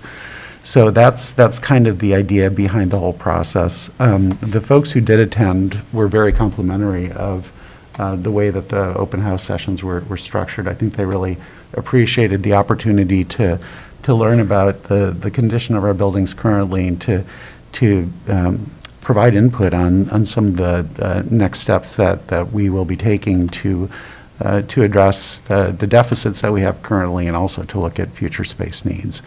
So that is kind of the upshot of it. I should mention for folks who are watching online, again, those informational materials are on the county website. They were on the county's homepage, and I see now that they've been pushed back, and I'm going to talk with Todd Ford to see if we can get those pushed back up to the homepage. We need to have some kind of prominent link that people can easily get to. So, and then there will be an opportunity for people to provide, or there's an opportunity for people to provide feedback through an online form if they were not able to attend the sessions in person. So more to come on that. And then the other thing that I wanted to mention, we talked, alluded earlier to the whole Boundary Waters reappraisal effort. There, you know, the reappraisal that came in a short while ago, I'm totally losing track of time now. It's been, when did we see that? It was like a couple. Month. Was it a month? Okay. A At month, City Hall? a year. I'm sorry? At City Hall, is that what you're saying? It's When we a- had our meeting at City Hall? I don't recall. It's, too much has happened. I feel like I've lived a lifetime, actually, just in the last week. So, but in any case, so the last reappraisal obviously was not satisfying, to say the least. But we have been working with the three counties, that is St. Louis, Lake, and Cook counties, have been working with our federal congressional delegation to see if there is some legislative solution that we can find to the problem. And there's some development there that I'm cautiously optimistic about. There's still a lot that we need to, I mean, we've just started these conversations, and I don't want to overemphasize the significance of them, but those conversations are ongoing. Bob Thompson, our assessor, has been integrally involved in those discussions. I'm really grateful to him for his work on that.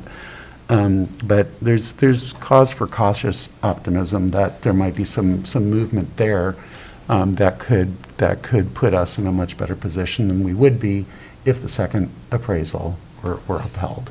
So the other thing to mention about that is that the three counties also have provided a rebuttal to the USDA on its reappraisal. There are a number of shortcomings with that, as Bob has shared with you previously.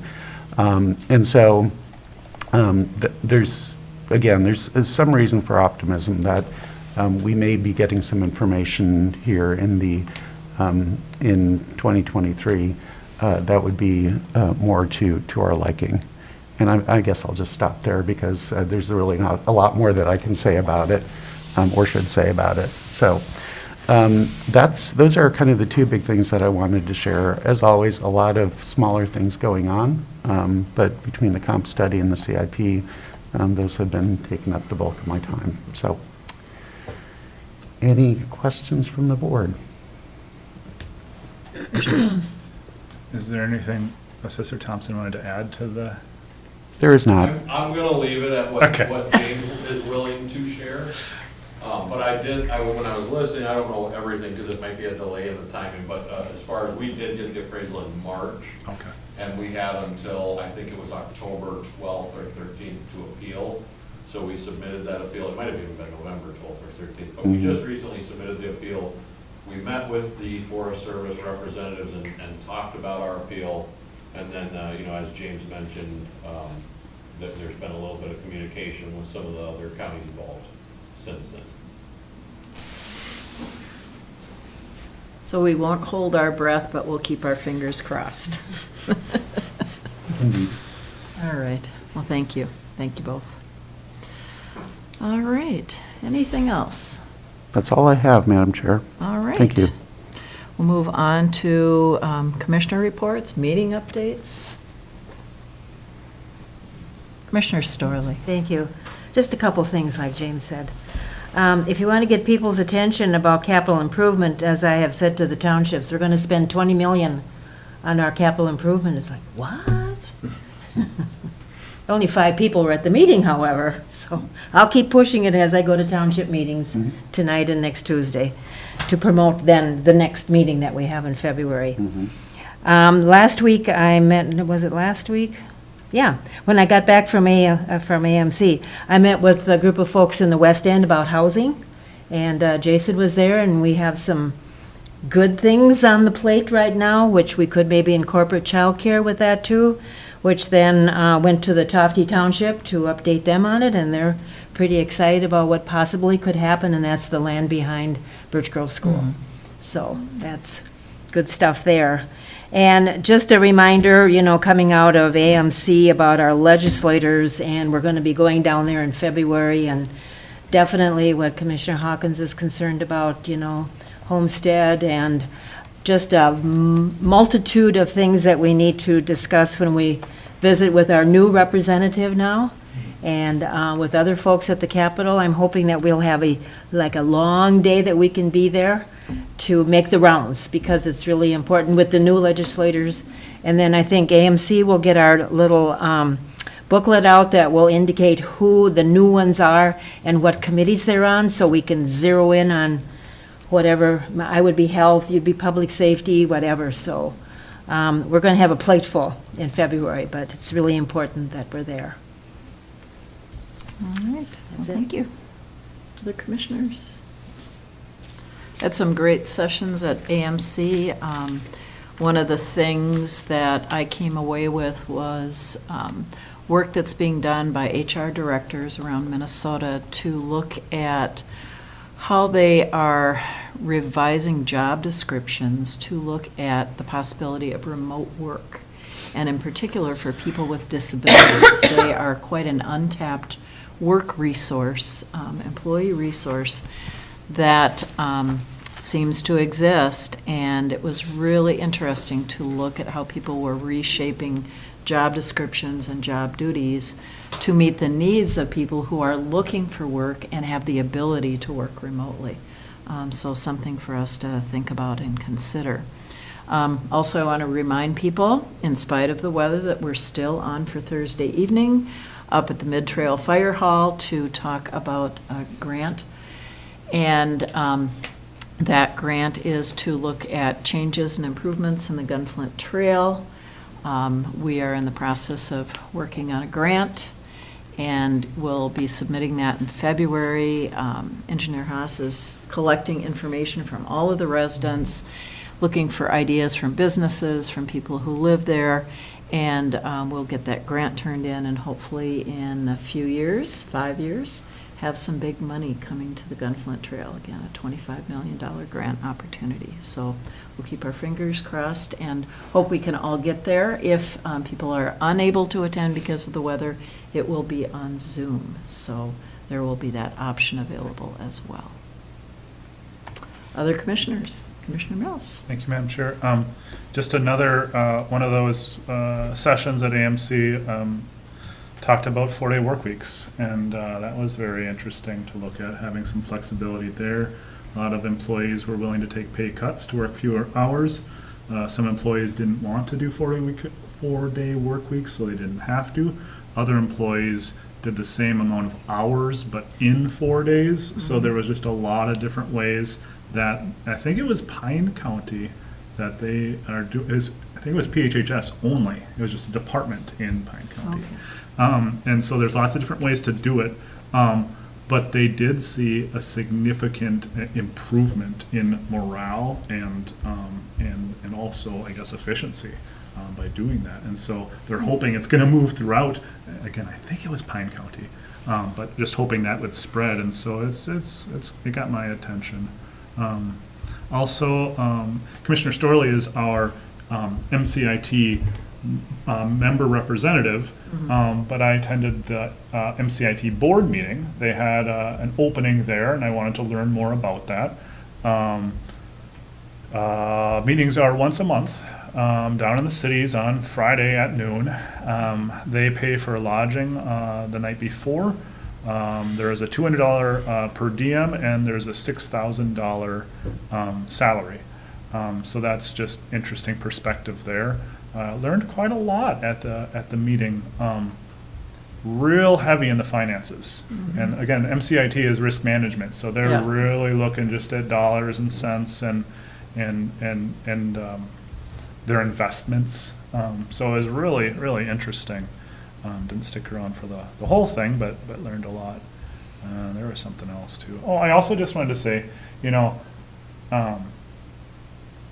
I've been very expressive today especially, and I expressed my frustrations and offense taken, and just know that Commissioner Hawkins and I like We're each good. other. Right. We're good. Right, we get along, and we can disagree, and just It's want okay. to clear the air there for us all, in case anyone else is worried Is about anybody it. out there Yeah, that's worried about right, us? right. Okay, no, you don't need to worry about us. Or just board dynamics too, it's all good. Thank you for being such a great commissioner. Thank you for being here and thank you for challenging me. My pleasure. All right. Anything else? All right, if not, we have our lodging tax comparison and then some recognition of staff. We have a number of December anniversaries. So Ben Hallberg with the Sheriff's Department, 18 years. Julie Kinney, PHHS, 9 years. Diana Lindquist, Land Services, 9 years. Neva Maxwell, Land Services, 1 year. Lindsay Milkey, Sheriff's Office, 18 years. Catherine Okrup, Sheriff's Office, 2 years. Lisa Storley with our Highway Department, 14 years. And many great presentations for us, right?